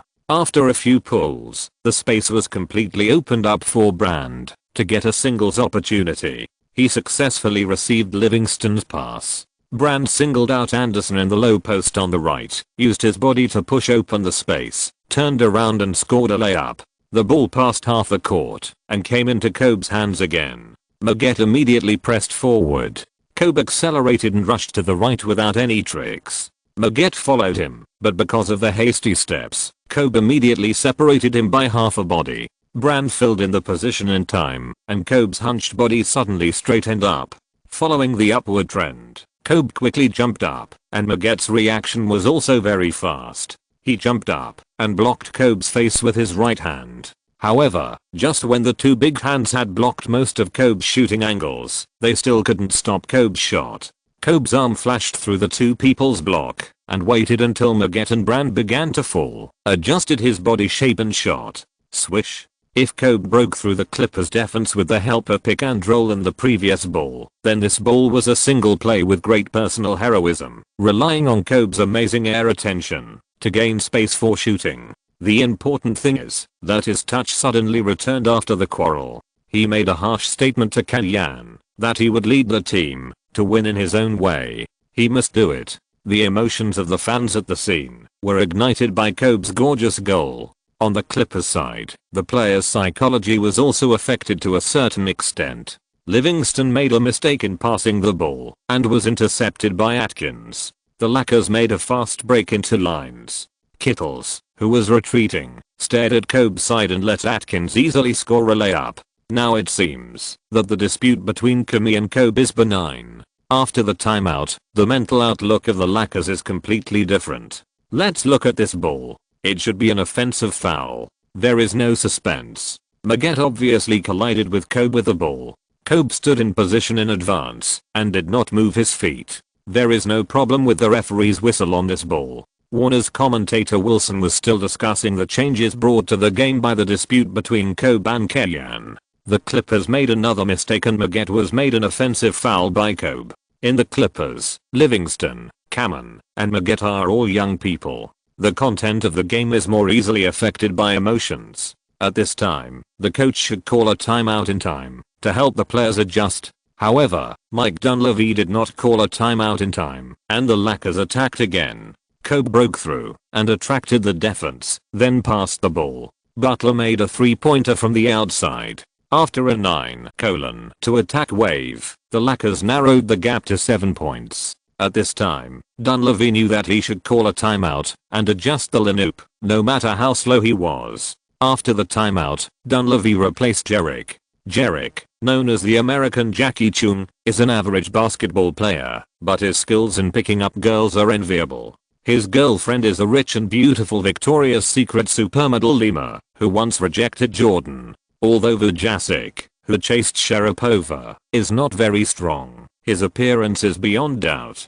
Jerick is ranked second in appearance among the four kings, and the other three are tied for first. The game continued, and Dunleavy's adjustment did not suppress the Lakers' already rising state, and Jerick's strength was not much stronger than Livingston. After continuously using offense to harvest the Clippers, Kobe also adjusted the rhythm of the game in time, and turned to pass the ball, to help his teammates score. His game strategy is to lead his teammates after his personal offense is open. Kellyan sighed on the sidelines. He couldn't say that he used provocation to stimulate Kobe's state. He really hoped that Kobe would play a little more reasonable. This is more like unintentional planting of willows and willows growing into shades. After a quarrel, Kobe's state was mobilized by Kellyan's doubts and he regained his touch. Kellyan didn't feel lucky, but was thinking. He has been doing psychological construction since he chose to come to the Lakers. Kobe is not a player with strong execution ability. He has his own game rhythm and attack mode on the court. Many times, as a coach, he needs to tolerate some of Kobe's arbitrary behavior. But Kellyan also can't allow himself to become a chicken soup master, a locker room orator, which is out of his original intention of engaging in the basketball coaching industry. How to strike a balance between tactics and stars is a problem that Kellyan needs to solve. After returning from the timeout, the Lakers played another 14:5 attack wave in the second half of the second quarter. At the end of the half, they reversed the score with 54:52. The reversal of the game started with a dispute between Kellyan and Kobe during the timeout, which also made Wilson mention Kellyan during the halftime commentary. It was not simply to praise Kellyan, but to think that such quarrels from time to time within the Lakers showed that the team spirit was still there.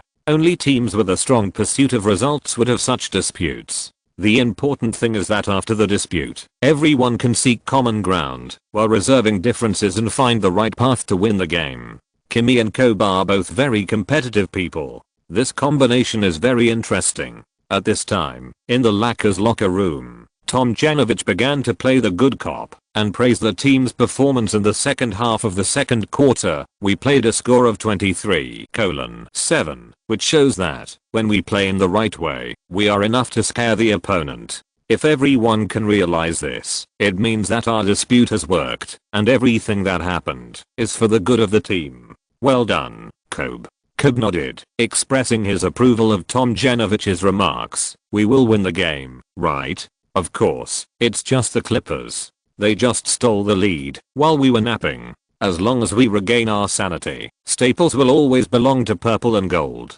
Hiding his confusion, Kellyan looked extremely confident. He looked down on the Clippers strategically, but was still conscientious tactically, pointing out the Clippers' shortcomings. In fact, the Clippers' strongest weapon is still in their interior. The combined strength of Brandon Cannon cannot be underestimated, especially on the offensive end. Both of them have considerable singles ability, but their ball distribution awareness and vision are average. In addition to Jilts, Livingston and Maget's three-point shooting is not very reliable. We can make good use of this and increase the double teaming on Brandon Cannon. At the same time, I said in the first half that the Clippers' interior defensive ability is very average. Lama pulled out to do pick and roll, and after attracting Brand out, Kobe and Karen broke into the basket to cause damage. I think this is a more sensible way to play.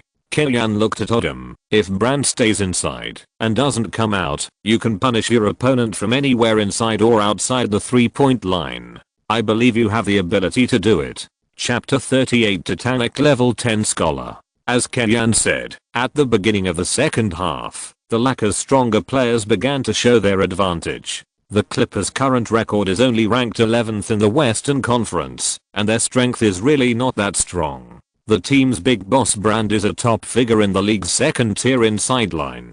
He has solid offensive skills. With his thick body and a pair of long arms, he can really turn the tide in the low post, but his mobility is very average, and his support is not good. He is easily entangled after being double teamed.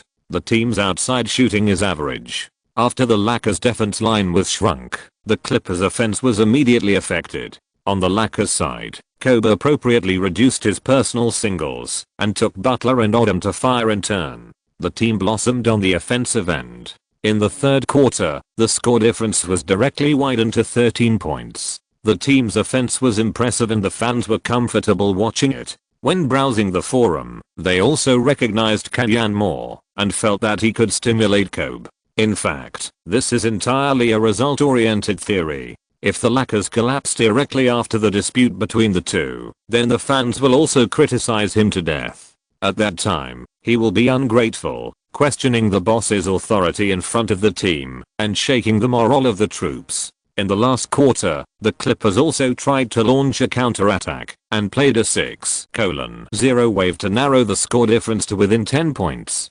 However, Kobe stood up again at the critical moment. First, he shot 2+1 against Magette from mid-range, and then Butler stole the ball from Livingston and sent a straight pass. Kobe took the lead in the Clippers' half-fast break, slam dunk, and all in one go, suppressing the Clippers' momentum. In the end, the Lakers defeated the Clippers away 118-104. In the whole game, Kobe made 13 of 30 shots and scored 34 points. This hit rate is really not high, but -4 of 15 in the first 20 minutes. From the second half of the second quarter, he made 9 of 15 shots, and the hit rate reached 60%, dragging himself out of the venue.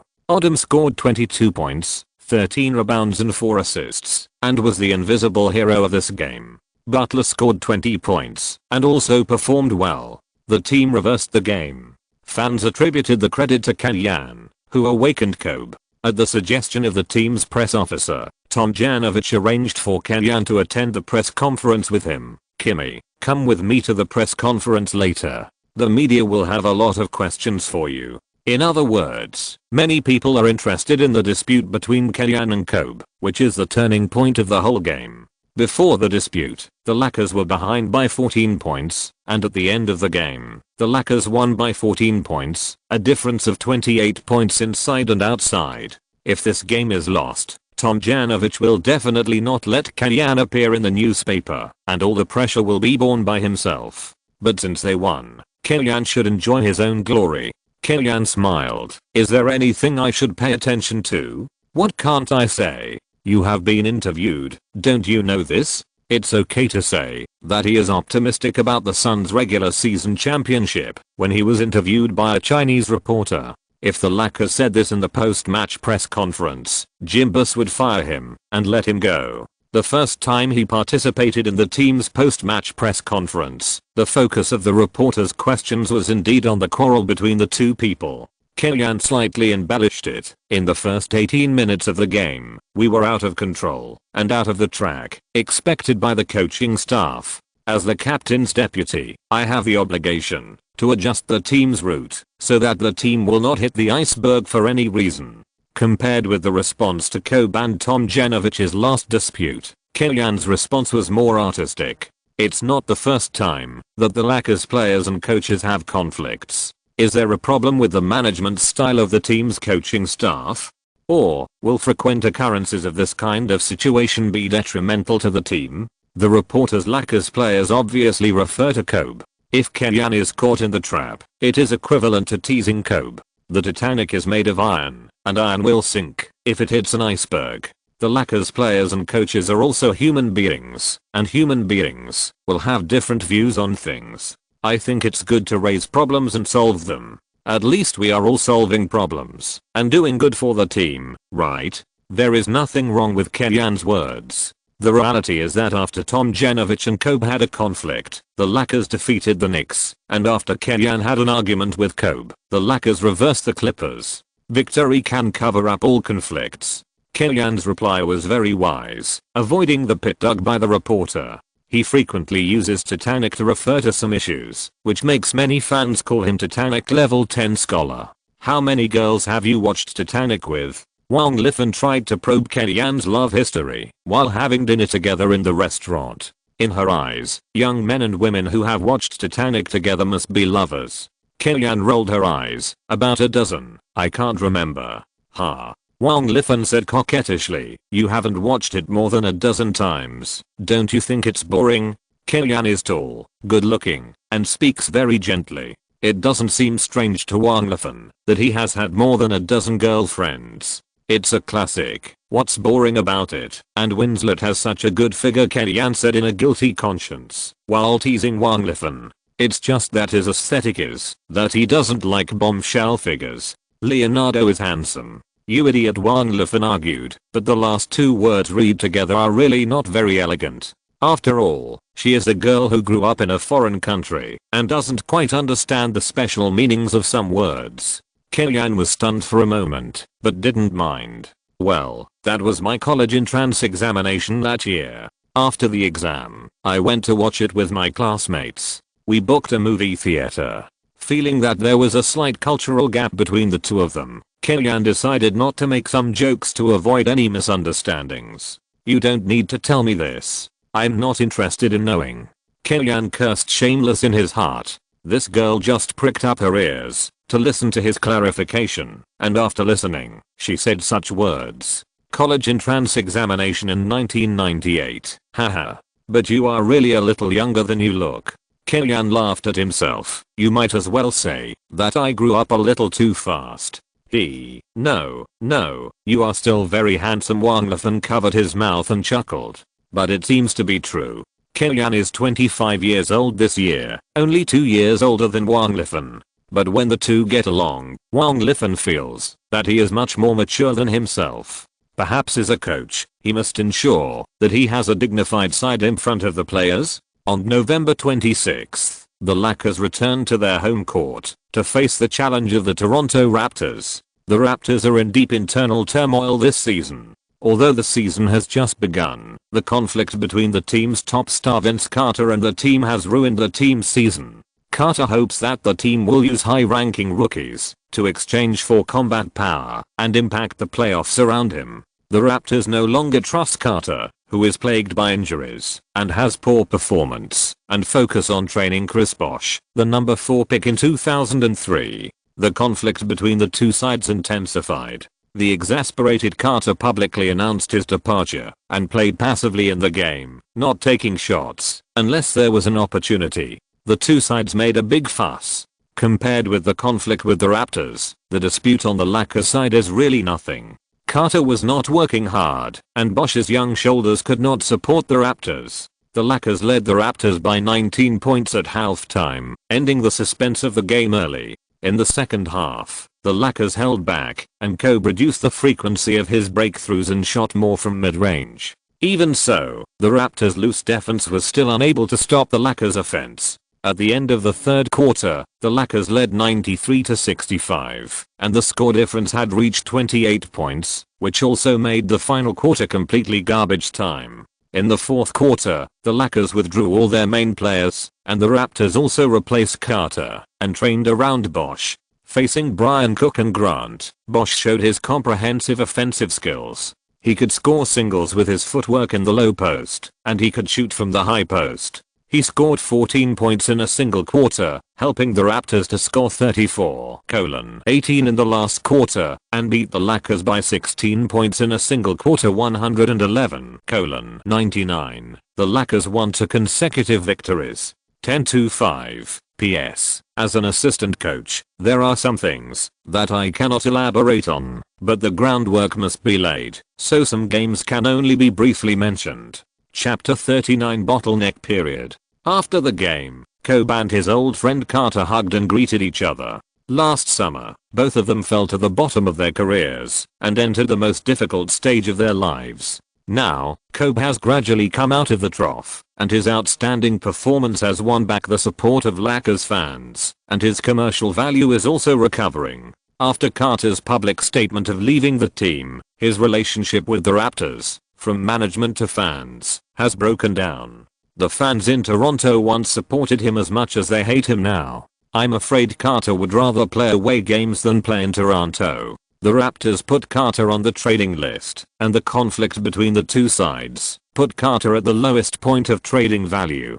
If the Lakers make a move and trade for Carter without moving Kobe, the improvement in strength is visible to the naked eye. If they really form a wing combination of Kobe plus Carter, Kellyan is confident that he can lead the team into the top 4 in the West and compete with any opponent except the Spurs. However, for various reasons, Kellyan did not make this suggestion to Tom Janovich to improve the team's strength. First, if the deal is launched, the bargaining chips are likely to be Butler, Odom, or both. The former is Kellyan's supporter in the locker room, and the latter is the most relied upon inside the Lakers, and his comprehensiveness plays a very important role in the offensive system created by Kellyan. Second, Kobe attaches great importance to personal data this season, and it is unknown what his attitude is towards a top single player on the wing to share his ball rights. Kellyan took the risk to make this suggestion, which might offend people. Third, it was also a little selfish of Kellyan. He gave up his brilliant resume in the Suns and came to the Lakers to help Tom Janovich deal with troubles, but he was aiming at the position of acting head coach of the Lakers in the second half of the season. Before he really took over, he didn't want anything to go out of control. The next day, the Lakers lost back-to-back, losing to Portland Prison away. No, the Portland Trail Blazers, which was a big surprise. In the past few seasons, in order to quickly accumulate the team's competitiveness, the Trail Blazers management spent a lot of money to get a group of problem youth. There is nothing they dare not do, such as taking drugs, domestic violence, drunk driving, and assaulting police officers. It also greatly damaged the image of the Trail Blazers and even the entire NBA. The league was unhappy with them, and the fans were very resistant. They carried out drastic cleansing against the problem youth in the team, and cut off some thorns in the team. This season, the team's negative news is relatively less, but the decline in strength has been very serious. However, facing such an opponent, the Lakers failed to continue the good state since the start of the game, and were beaten in the interior by the new partners Randolph and Rahim, who were not running in smoothly. Randolph beat Odom and scored 30 points, 12 rebounds and 2 assists in the game. Rahim also scored 20 points and 10 double-doubles. This pair of inside partners rarely achieved a chemistry of 1+1, 2 in the game. After a good record at the start of the game, the mentality of the Lakers players changed. They were full of confidence to relaxed. Their shooting choices became worse. Their passes were too casual, and a large number of mistakes occurred. Teams that rely on offense will encounter this situation from time to time. The key is that the superstars in the team must be able to help the team to support the bottom line. In this game, Kobe performed well, 11 of 27 shots, 6 of 6 free throws, and scored 30 points. However, the team lost its position in the interior, and Kobe was a little alone. A day later, the Lakers visited the Pepsi Center to challenge the Nuggets, the opponent of the team's season opener. The Lakers lost to their opponents 106-114 and suffered 2 consecutive losses. 10-7. Kobe scored 33 points and Butler also scored 23 points. The scores of these two people alone exceeded half of the Lakers' total score. Unfortunately, the others were troubled by the Nuggets' high-altitude home court. The offensive end was completely lost. Only Anderson scored in double digits. The team's second-in-command Odom performed like sleepwalking throughout the game. He played for 27 minutes, scored 2 points and 5 rebounds, and even sent 3 turnovers to the Nuggets, and lost his defensive position 10 times. In the fourth quarter, he was directly replaced by Tom Janovich and scolded. On the other hand, the Nuggets changed the situation of Anthony fighting alone in the first round of the two teams. Under the dispatch of Andre Miller, they blossomed in many places, and 6 players scored in double digits throughout the game. In the locker room after the game, Odom was also criticized by Tom Janovich. He has a good basketball talent, but his life off the court is too messy. He is addicted to alcohol, gambling, and a big butt. He also takes pills from time to time to cheer up, which directly affects his performance on the court. Whether it is the management, Fans or coaching staff, they all have high hopes for Odom, and even Kellyan regards him as a very important tactical fulcrum. Tomjanovic also loves him deeply and blames him. But if he continues to be so full of poison, no one can save him. On December 4th, the Lakers played against their old rival Kings away. After an offensive battle, they lost to their opponents 117-120 and suffered a 3-game losing streak. 10-8, the Suns swept the league with their 7-second offense and fast break whirlwind. The Kings, once the representative of gorgeous basketball, have experienced a decline this season. The team's top player Weber has been affected by injuries for years and cannot play his full combat power. The ball possession and core position have also quietly shifted to the outside line. In fact, Brad Miller's growth and Mike Bibby's progress have made the Kings lineup pretty good, at least much stronger than the Lakers. On paper, it is not a problem to rank in the top 4 in the West. However, after failing to make a breakthrough in the playoffs for several consecutive years, the Kings have also experienced some internal strife this season. There are some conflicts between Peja and Weber, and between Peja and Bibby, which also affected the Kings' record. However, facing the Lakers who once blocked them from the finals, the Kings' former 5 Tigers put aside their conflicts, cheered up and showed their best form, recreating the gorgeous Princeton offensive system. Butler was told before the game to pay attention to Peja's 3-pointers, and today he suppressed Peja's 3-pointers to 2 out of 7. But he actually let Peja get 9 free throws through a breakthrough. This is Peja Stojakovic. No wonder Kellyan took Peja's technical statistics after the game and scolded Butler. Do you have a single-threaded mindset? I asked you to guard his 3-pointers, but you only guarded his 3-pointers and ignored everything else? You are lucky that he didn't get the 10th one, otherwise Peja would have to thank you for his life for letting him have a day with double-digit free throws and experience Harden's refreshing. Kobe scored 30 plus again, but was unable to stop the team's defeat. After 3 consecutive losses, the Lakers fell from 4th in the West to 8th in the West. The fans' hearts, which were originally slightly relaxed, were raised to their throats again.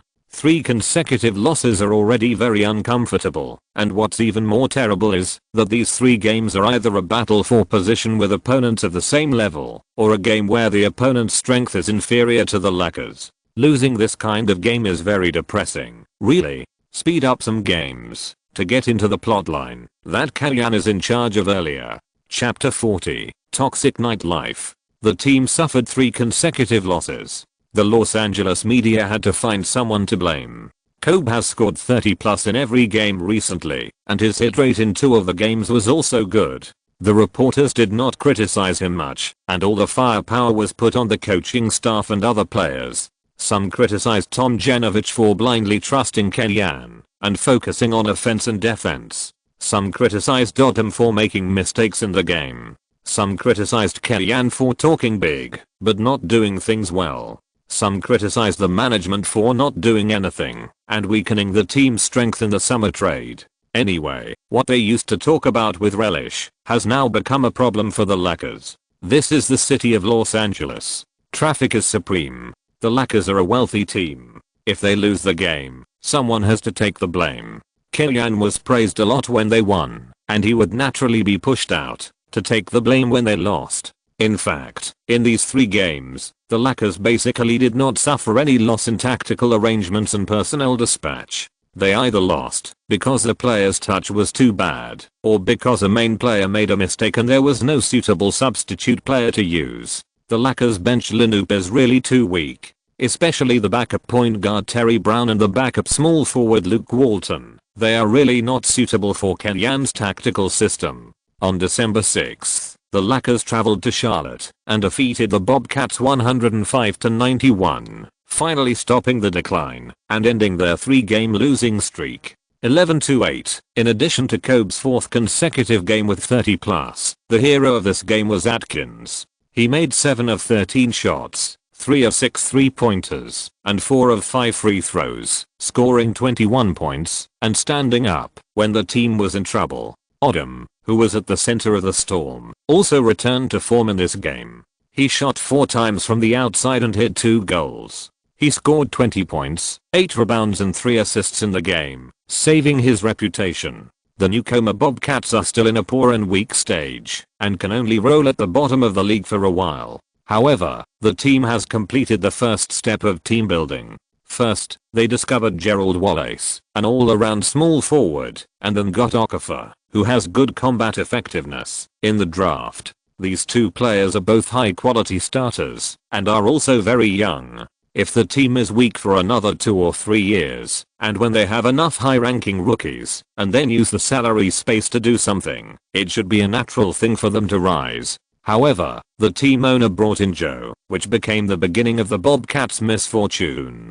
Joe is a GOAT in basketball and has a high reputation, but he is far from being a boss. Not only is he bad, but he also interferes. From the perspective of God, everyone is trash. Since they are all trash, just pick one at random. This is the principle of Joe's operation of the Bobcats. After defeating the Charlotte Bobcats, the Lakers lost back-to-back away games to the Indiana Pacers and failed to win consecutive games. 11-9, the fight at the Palace of Auburn Hills ended our test season after only 7 games, and also took away the possibility of veteran Reggie Miller's championship in the last year of his career. Without the team's best perimeter defender and second leading scorer, the Pacers retreated from a championship contender to a playoff team. However, in this game, the team still suppressed the tired and exhausted Lakers. The inside line with comprehensive offensive skills is the nemesis of this Lakers team. The Grizzlies have Pau Gasol and Pacers teammate O'Neal. The latter is more threatening than the former, with both physical strength and skills, and a wider shooting range. Odom and Anderson were completely suppressed. O'Neal was in the Lakers inside line. Steven Jackson and Reggie Miller also contributed 18 points and 16 points respectively. The Pacers, who are both inside and outside, finally defeated the Lakers 117-104. After losing this game, Kellyan found Butler, who had been performing mediocrely in recent games, and had a private talk with him. He spoke sternly for once. "Karen, what's wrong with you recently? You've fallen so much. If you continue like this, we'll fall out of the top 8 in the West. I'm sorry, I know I haven't played well recently, and I'll work hard in the future." It was Kellyan's support that allowed Butler to take the starting small forward position in the Lakers. He was also very respectful to Kellyan. The nightlife in Los Angeles is great, but you have to be careful when you go out, and don't let it affect your performance on the court. When Butler first arrived in Los Angeles, he was not so familiar with the surrounding area. In addition, he came to the new team and had to fight for his position, so he spent a considerable amount of time in the training hall. But as time went on, Butler secured his starting position and began to go out frequently to enjoy his nightlife. He knew which store had better girls and bigger butts, so his energy was also diluted. The United States emphasizes freedom and human rights.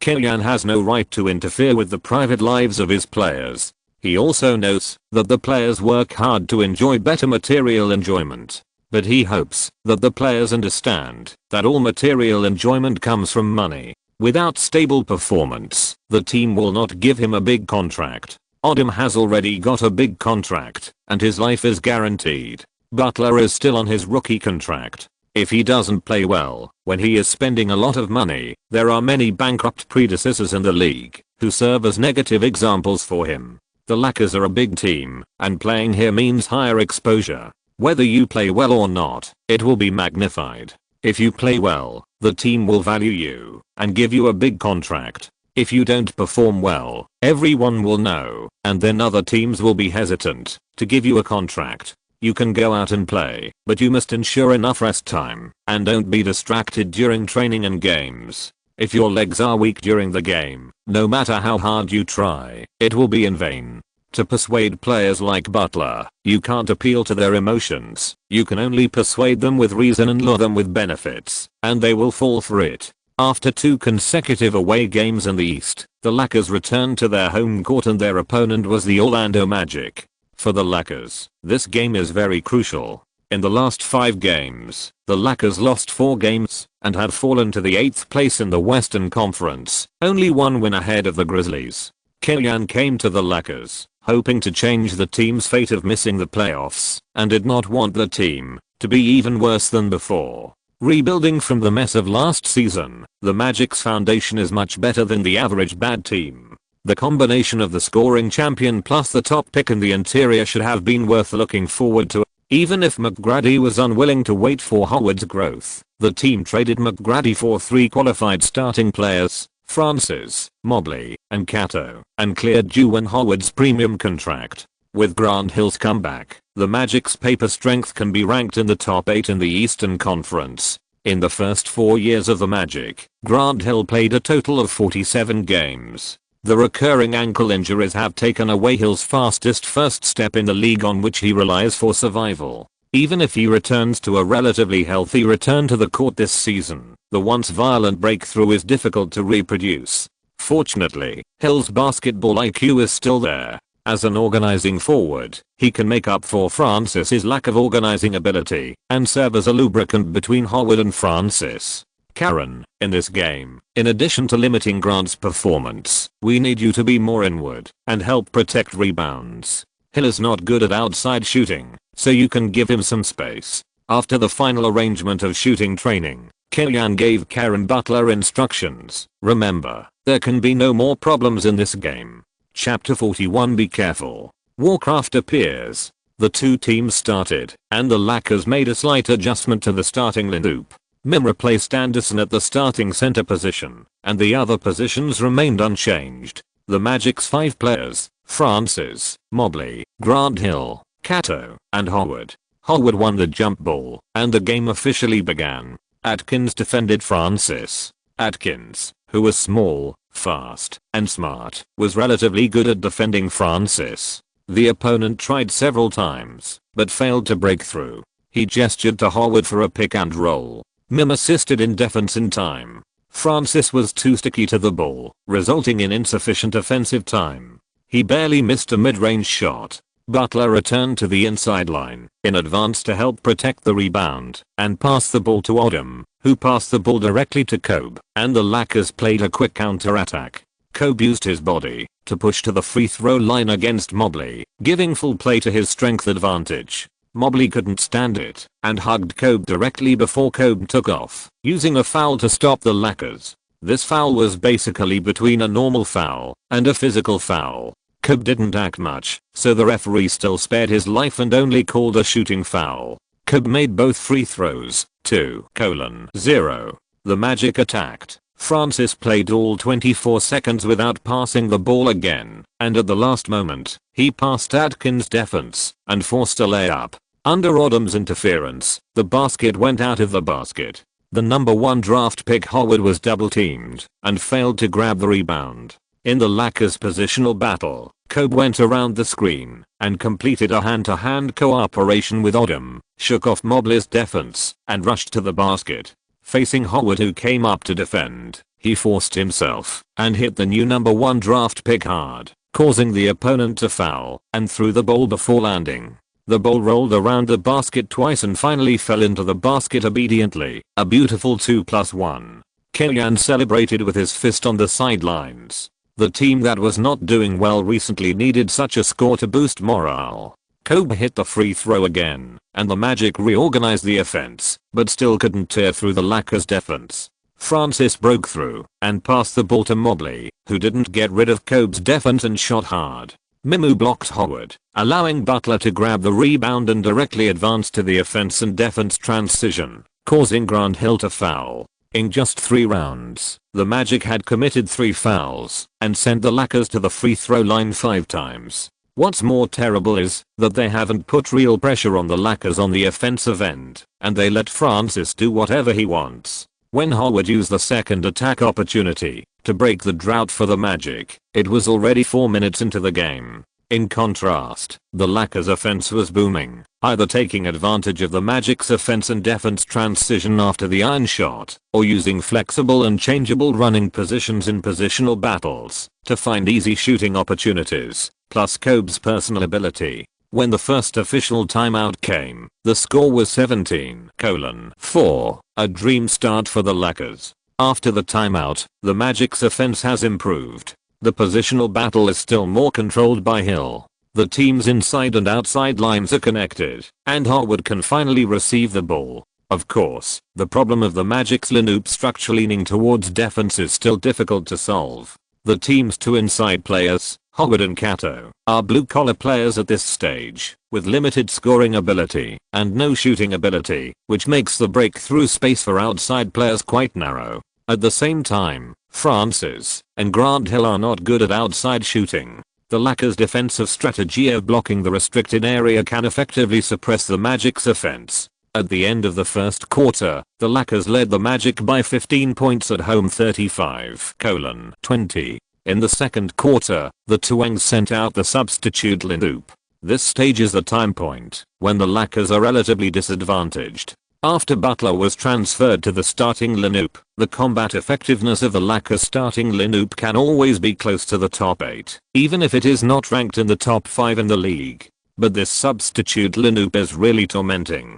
On the contrary, the Magic's bench Linoop can be described as crouching tigers, hidden dragons, Turkish agent Turkoglu, the first generation junior brother Stevens, Frenchman Tony Batty, and Magic's future main point guard Jameel Nelson are all good players who can make a name for themselves in the league in the future. If they can develop their technical characteristics well, the Magic will have a bright future. It's a pity that Magic head coach James Hunter is not a person who can teach students in accordance with their aptitude.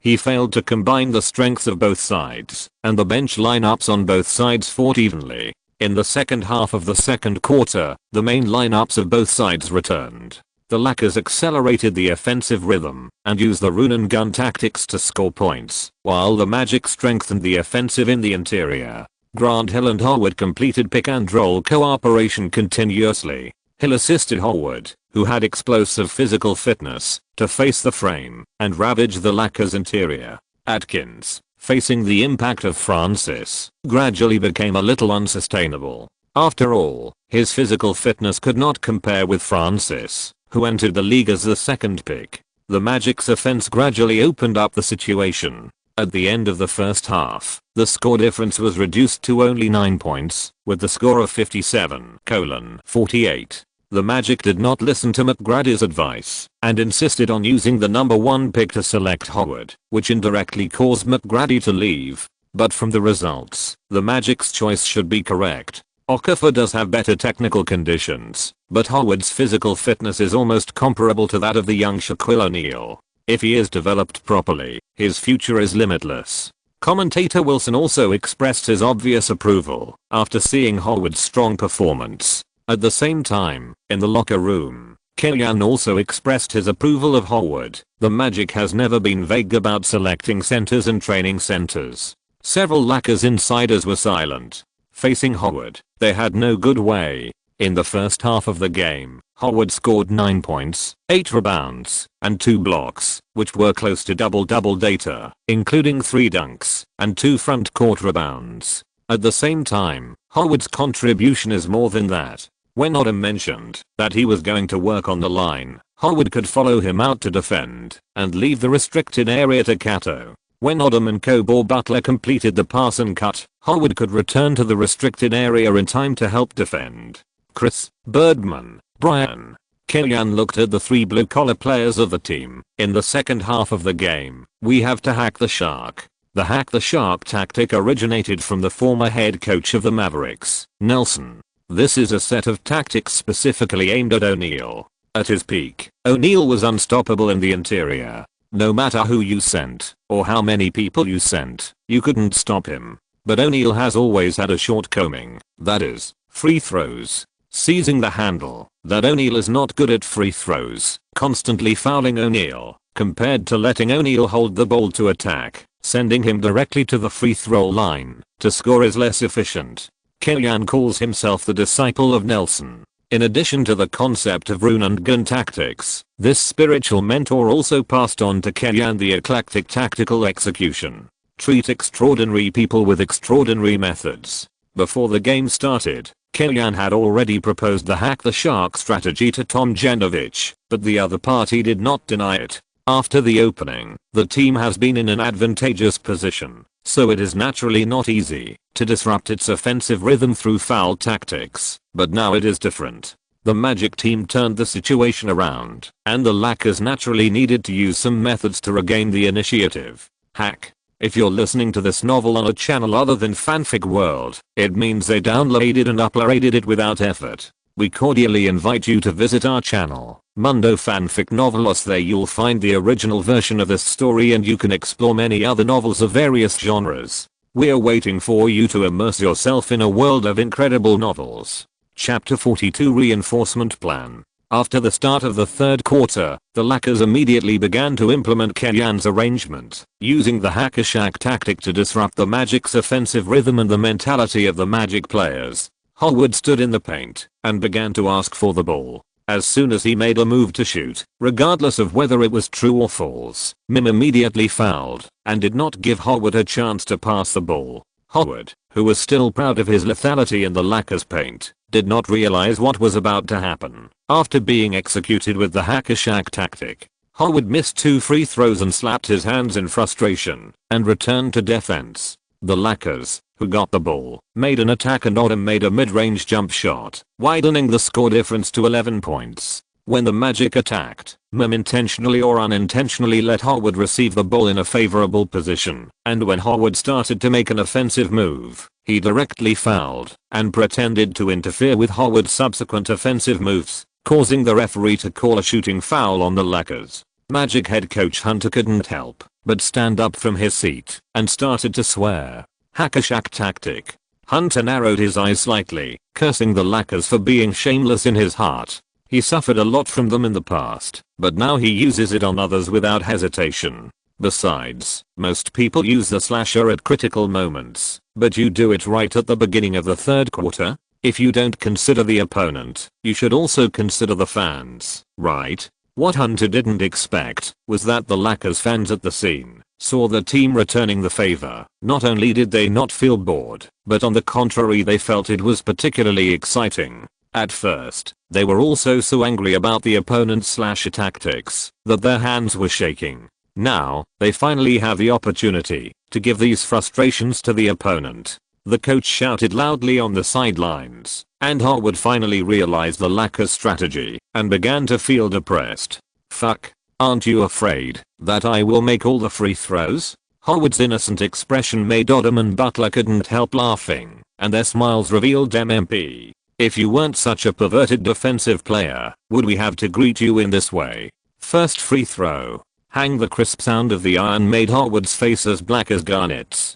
Then the second free throw was made. Sure, 1 of 4 free throws, not bad. Seeing the good effect, the Lakers became more aggressive. In the next few rounds, they quickly accumulated fouls, and then everyone took turns to foul Howard. Anyway, there was no need to hurt Howard with big moves, just to violate Howard in various postures and let the referee see it. The implementation of the foul tactic may solve the problem on the defensive end, but the premise is that the team must play well on the offensive end. The Lakers established a certain psychological advantage through the shark cutting tactic. You can't make the free throw anyway, and the offensive end played more resolutely, and the success rate was naturally higher. At the cost of 8 fouls, the Lakers widened the score difference to more than 20 points, which also forced Hunter to replace Howard. On the one hand, he wanted to avoid the sharp edge and relieve Howard's irritability caused by being fouled and missing free throws.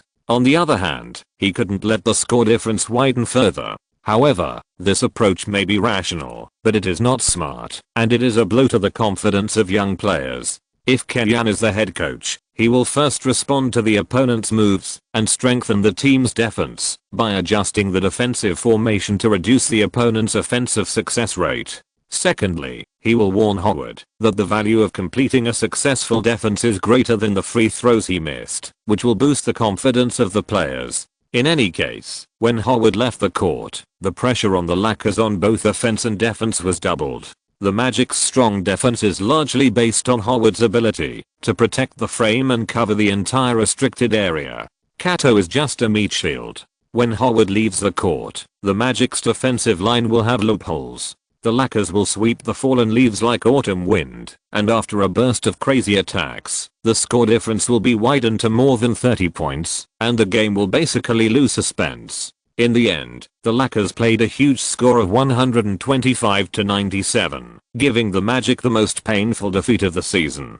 Kobe Bryant, who clocked in at the end of the third quarter, shot 11 of 21, 1 of 3 3-pointers, and 4 of 4 free throws, scoring 27 points, 4 rebounds, and 3 assists, ending his streak of scoring 30 plus points in a row. However, the team won easily, and Kobe was in a good mood. Howard stood on the free throw line 20 times in the game, hit 8 balls, and scored 20 points, 12 rebounds, and 3 blocks in the game. The data is actually pretty good. But for him, his fatal weaknesses were all exposed in this game. If he is not careful, the next opponent will target him in this way, which will be a big trouble. 12-9. In order to force the team to trade him, Carter put his hands on his knees when the Raptors were trailing 90-97 with 29 seconds left in the game against the Supersonics. After the timeout, Carter returned to the court and shouted to the Supersonics bench, "The next is a flare tactic, a flare tactic." The Supersonics immediately made targeted tactical deployments and eventually won the game. This is the famous leak. After the leak incident was exposed, Carter was quickly pushed to the forefront, and the media listed him as a player who lacked professional ethics. Carter's trading value has reached the bottom. If the Lakers are willing to make a move, they can definitely offer more chips than the Nets to get this top singles player. However, perhaps because they felt that it was difficult to reconcile the ball rights issue between Kobe and Carter, in the team's discussion on the trade plan, neither Kupchak nor Tomjanovich proposed a trade proposal for Carter. Neither of the two leaders had any intention in this regard, and Kellyanne would not say this to make himself look bad. However, at the meeting where the team discussed the reinforcement plan, Kellyanne proposed that the team should strengthen the 3 positions of backup small forward, backup point guard, and backup inside line. Steve Blake of the Wizards, Matt Barnes of the Kings, and Boris Diaw of the Hawks.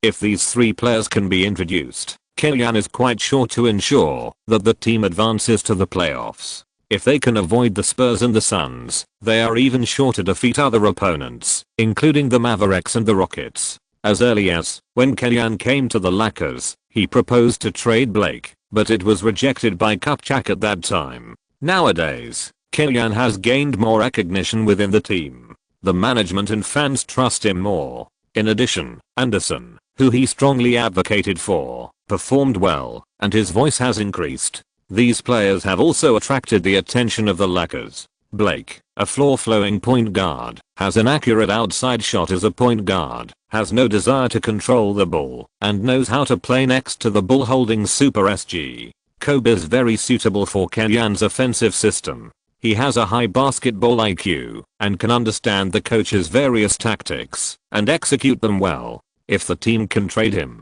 Kellyanne will also push him to the position of the main point guard. Matt Barnes, who entered the league in the second round of 2002, has been in 5 teams in just 2 seasons. He is an absolute bottom-level figure. With his physical fitness and his defensive ability, if he does his job well, he will probably stay in a team for a longer time. However, he has a thorny attribute.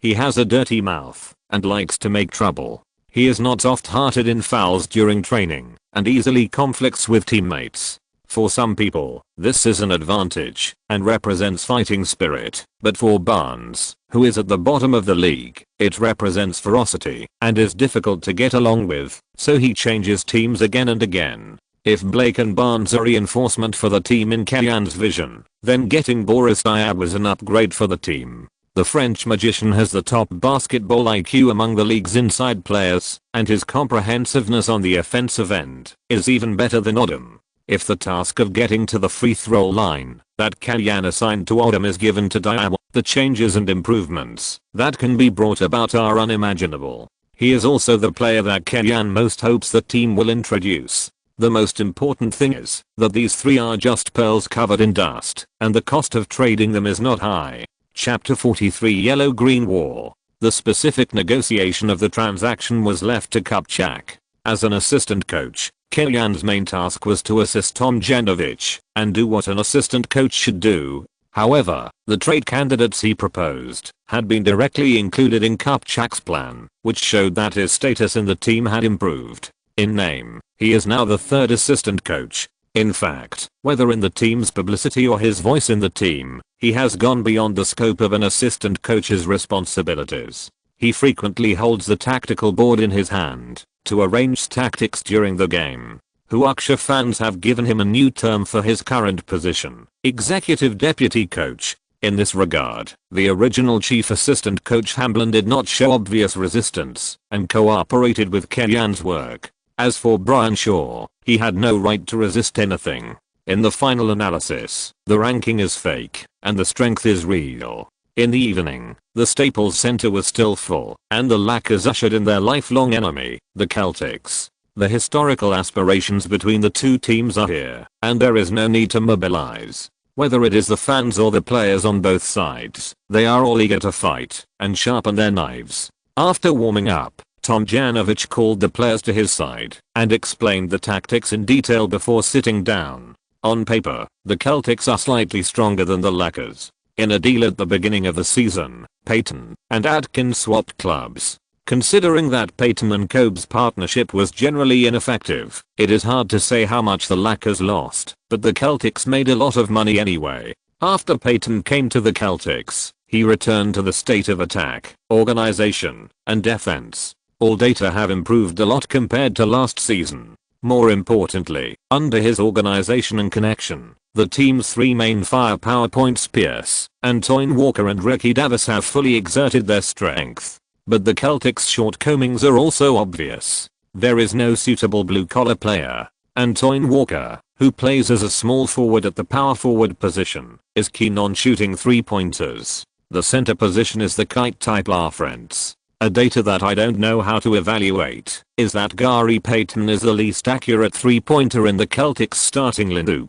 In short, the Celtics have both advantages and disadvantages, but Kellyan's psychological feeling is that the Celtics are 50-50, and the Celtics are really not weak. After warming up, the players stood in the middle of the court. On the Lakers side, Anderson returned to the starting lineup, and there were no other changes. The main reason was that none of the Lakers substitutes could make a comeback and make the starting lineup. In the last game, Mim was chosen instead of Anderson, just because Howard had average lower limb strength, so Mim was asked to carry the team. The effect was indeed good at the beginning of the game. Celtics starting lineup: Payton, Ricky Davis, Pierce, Walker, LaFrentz. LaFrentz and Walker are both kite men. Their interior defense is very unreliable. Lama, you have to cooperate with Kobe and Karen to increase the impact on the opponent's interior. We must reduce the fight with them on the outside, through pick and roll, and quickly kill. This is the right way to win. The latter sentence was said by Kellyan to Kobe, who was not very keen on pick and roll. Payton, Walker, Pierce, and LaFrentz have all been all-stars. Ricky Davis was the leader of the Cavaliers and the only big brother of James in his career. The Celtics are very strong, and Kobe has this recognition, and he nodded in approval. If it was the beginning of the season, Kobe would definitely not want to listen to Kellyan, but after working together for so long, he had more recognition of him, and agreed to play pick and roll. Anderson and LaFrentz jumped the ball, and their jumping ability was obviously much stronger. They passed the ball to Odom, who grabbed the ball and pushed forward to the front court as soon as possible. He was blocked by Walker's breakthrough route, and then he turned sideways to protect the basketball, made a fake move to wait for his teammates to get into position and fight a positional battle, deceived Walker, and suddenly turned around, cut into the Celtics inside line, and forced a layup, but was fouled by Walker. Before the game, Rivers had warned his players to be careful of the Lakers' sudden fast break, especially Odom, who has the height of the fourth position, the speed of the third position, and the dribbling of the first position, and is very flexible in playing on the court. As a result, Walker still failed to concentrate and was robbed by Odom. Rivers' face on the sidelines was not good. Odom made one of 2 free throws, and the Lakers took the lead at the start. The Celtics attacked, the players pulled away, Walker ran to the right corner and stood still. Ricky Davis was 70 degrees on the right. Payton took the ball in the middle and organized the offense, and LaFrentz screened. Pierce without the ball on the left. LaFrentz blocked Butler. Pierce received the ball and faced Anderson, and made a fake move with the ball to shake off Anderson, and then made a quick stop jump shot. The Lakers attacked. Kobe and Odom played pick and roll. Pierce faced Kobe. Kobe retreated and dribbled, opened up space, and called on Pierce to play one-on-one, and suddenly changed direction, and rushed to the basket. After attracting LaFrentz to make up for the defense, he passed the ball to Anderson in a very timely manner. The latter decisively shot, and scored on the rebound. Payton organized the Celtics offense. LaFrentz went to the side to provide cover. Pierce ran to the top line, and made a 70-degree jump shot. Anderson switched defense in time, but Pierce just made it. 3:4. LaFrentz, the kite man, played a big role. He had good tactical qualities, and cooperated well with Pierce in the off-ball pick and roll. The quality of the pick and roll was also very high. He blocked Butler firmly. The last step of the pick and roll to the outside was also very critical.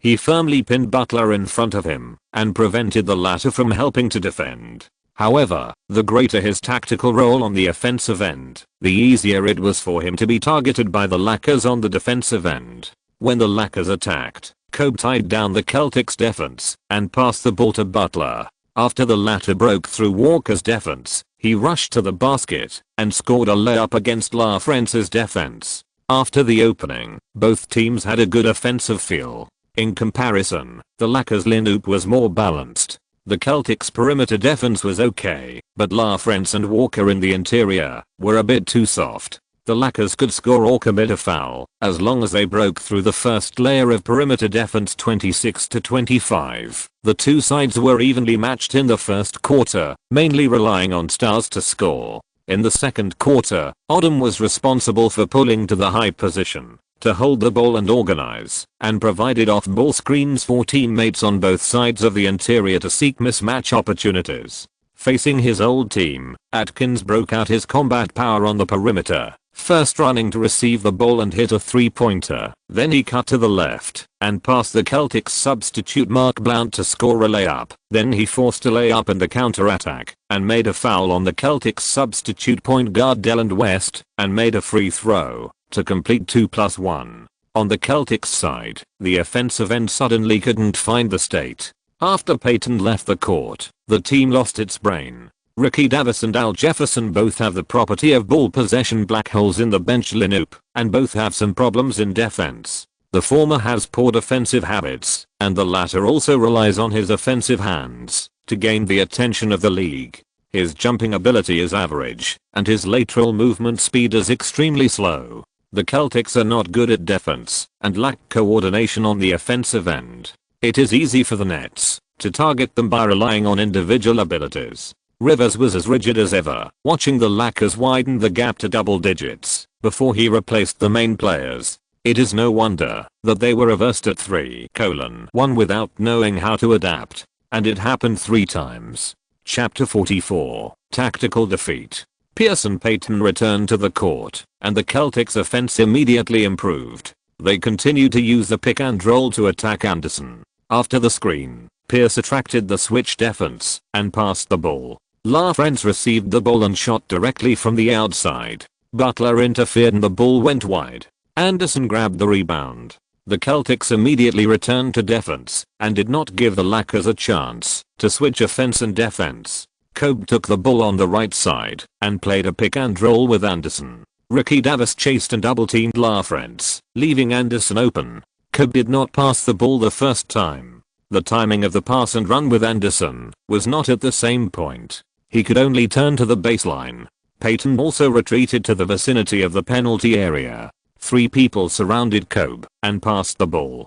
Terry Brown got an open three-pointer in the left corner, but unfortunately he failed to seize the opportunity. The shot went wide and the rebound was taken by Walker. Failing to make an open three-pointer was the last thing Kellyanne wanted to see. From his body language of leaning back, it can be seen that he was somewhat dissatisfied with the offense of this ball. This is why he is eager to strengthen the team's point guard and small forward positions. Terry Brown and Luke Walton do not really meet his needs. Payton dribbled across half court and passed the ball to Walker, who was outside the left three-point line. LaFrentz set an off-ball screen for Pierce in the middle to help him get rid of Butler and run to the right. At this time, Walker leaned on Odom and passed the ball to him at a close distance. After Pierce received the ball, he took a step and opened up a space with Anderson, who was half a beat slower in switching defense.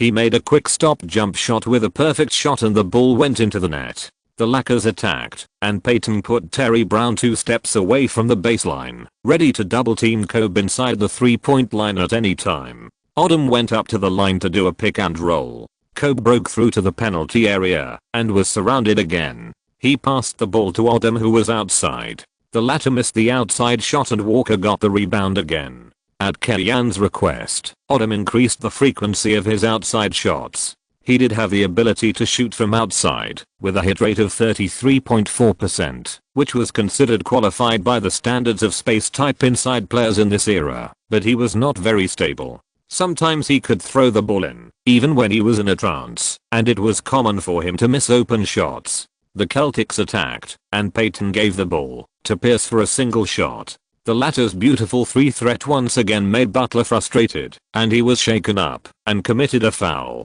Pierce made both free throws, and the score difference was narrowed to 7 points. Tomjanovich decisively called a timeout. Kellyan took the tactical board, walked to the middle of the players, and adjusted the team's offensive tactics. The Celtics' weakness was in the inside defense, so in order to protect the inside, they focused on strangling Kobe and Butler of the Lakers, who had strong breakthrough and singles ability in the free throw line area. The task was simple, so Ricky Davis and Walker's defensive shortcomings were covered up. Atkins replaced Terry and ran from the weak side corner to the strong side corner, trying to contain Payton as much as possible and pin him to the corner. Kobe went up from the corner and cooperated with Odom. The focus was on Odom. He could fake a hand-to-hand and turn around to cut into the inside, or he could insert himself after Walker was attracted by Kobe, forming a 2-on-1 inside. Kellyan drew on the tactical board, designing the players' running positions and operations. Tomjanovich gave instructions to the players on the side. This scene was recorded by the photographer on the sidelines. It must be said that this scene was a bit strange. In the league, there are only a few head coaches who give so much power to assistant coaches in public. Back on the court, the Lakers attacked. Butler received the ball in the front court, changed direction and went to the right to pass Walker, and stopped sharply in the high position. Pierce came up to defend from the side. Butler didn't shoot, jumped up and gently passed the ball to Odom, who was cutting to the left. The latter strode into the basket, attracted LaFrentz to make up for the defense but didn't shoot, and passed the ball to Anderson, who jumped into the air and completed a dunk. In the previous defense, Walker was obviously distracted and was passed by Butler in one step. This is also his old defensive problem. The Celtics attacked, and the formation was also opened up. Payton dribbled the ball across half court and passed it to Walker, who ran to the bottom corner. Walker passed the ball to Pierce on the right. The latter singled out Butler, took him to 45 degrees with his back to the basket, pulled the ball to the middle, turned around and shot a backward jump shot, and used the backward jump to increase the distance between him and Butler. Pierce's single skills are very skilled, but this shot did not go in. Odom protected the rebound and sent a long pass at the first time. After receiving the ball, Kobe turned around and passed Pierce and was directly pulled by the opponent for a foul. This was the fourth foul of the Celtics in the second quarter. The Lakers served the ball from the sideline. Kobe used a back run to shake off Ricky Davis, broke into the basket, and dunked over LaFrentz, causing the opponent to foul. After the timeout, the Lakers once again opened up the score to double digits. At the same time, because the number of fouls had reached 5, the Celtics' defensive actions at the end of the second quarter were more restrained than when they were chasing points. The Lakers played more and more smoothly. Kobe and Odom frequently attacked the Celtics' weak inside line, widening the gap between the two teams. At the end of the half, the Lakers entered the locker room with a 61-45 lead. At the beginning of the third quarter, the Lakers launched a blitzkrieg and played a 7-0 attack wave, which widened the gap to 23 points in one go, forcing Rivers to call a timeout to adjust the game strategy. After the timeout, the Celtics regained some offensive feeling and scored 2 consecutive attacks, narrowing the gap to 18 points. However, the Lakers suddenly launched a full court press. Kobe stole the ball from Payton, sent the ball to the basket in front of the opponent, and caused Payton to foul, making a 2+1. This goal suppressed the momentum that the Celtics had just risen. The next 2 consecutive attacks failed to be played, and victory was hopeless. The Celtics fell into chaos. A group of data brushes began to return to their nature. Antoine Walker began to shoot thousands of swords from the outside, and Ricky Davis switched to the identity of Big Brother James, just short of attacking his own basket to get a triple-double. At the end of the game, Davis and Walker's personal data reached the season average. If you insist on saying that the sales volume is also good, it's just that the team lost miserably. At the end of the game, the Lakers beat the Celtics by 37 points, 116 to 79. Kobe continued to play steadily in this game, making 13 of 26 shots, 1 of 4 3-pointers, and 9 of 10 free throws, scoring 36 points, 4 rebounds, 2 assists, and 3 steals, with good data. Facts have proved that Kobe's offensive efficiency can be higher if he plays more pick and roll. I wonder if this game impressed him. In addition to Kobe, Butler, Odom, and Atkins all scored 15 plus points. Anderson also scored his first double-double in his career. As a bottom player in the league, Anderson's progress after joining the Lakers is like a dream. If he continues to maintain this, he can at least get a middle-class contract next season. The team suffered a disastrous defeat when its strength was slightly superior. At the press conference, Rivers and Pierce had black faces throughout the whole process and were unwilling to say a word. On the other hand, the Lakers adjusted their tactics in time, seized the Celtics' weaknesses, and attacked fiercely to help the team win. Killian also participated in the post-match press conference. The yellow-green battle has special significance for the fans of both teams. Winning this game will inspire us to be in a better state to meet the next games, helping the team win the important game. Lakers fans like Killian more. Chapter 45. The moonlight is so beautiful tonight. At the beginning of the season, the Lakers had a decent schedule, but since late November, the Lakers' schedule pressure has increased dramatically. This is the third back-to-back game in a short period of time. Fortunately, after the yellow-green battle, the back-to-back opponent is the Golden State Warriors, who are also in California and are playing badly. The flight distance is not far, and the opponent's strength is also average, so the team has the confidence to have the best of both worlds. Like the Lakers, the Warriors are a team that is good at attacking. If they are in full health, the Lakers certainly don't mind letting the fans watch a wonderful offensive battle, but dragging the fatigue of back-to-back battles with a team that is good at attacking and following the opponent's comfortable rhythm is purely a brain disease. Killian is not that stupid.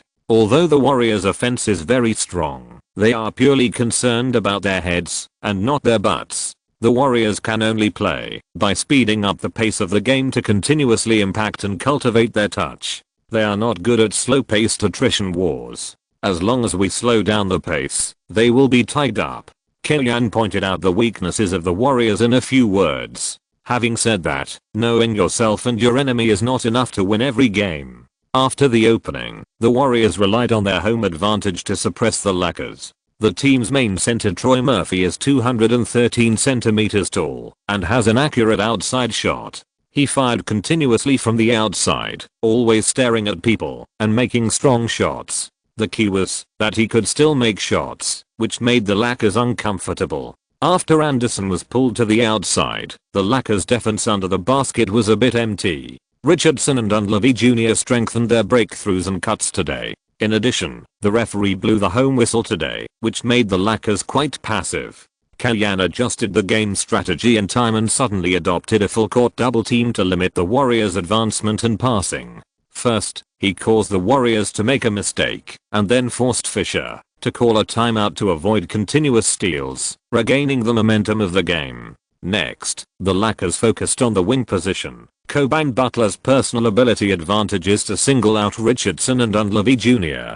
The Warriors' outside defense was not able to withstand it, and in turn Richardson and Dunleavy's offense was affected. Kobe's performance was still sharp. He beat Richardson with 39 points and 4 rebounds. Butler also scored 19 points. The two teamed up to help the Lakers beat the Warriors 108-97 and won 3 consecutive games. With this victory, the Lakers' record came to 14-9, returning to the 6th place in the Western Conference, which basically met the media's positioning of the team before the season. At present, the Lakers' positioning is also in this position. As Kellyanne said in the interview, the Suns started this season very beautifully, with a record of 19 wins and 4 losses, leading the second-placed Spurs in the Western Conference by 2 wins, and taking the lead. Nash's joining fully activated the team, and the team's other firepower points were activated by him. The performance of averaging 15 points and 11 assists per game so far this season is not particularly exaggerated, but Nash's role cannot be reflected by data.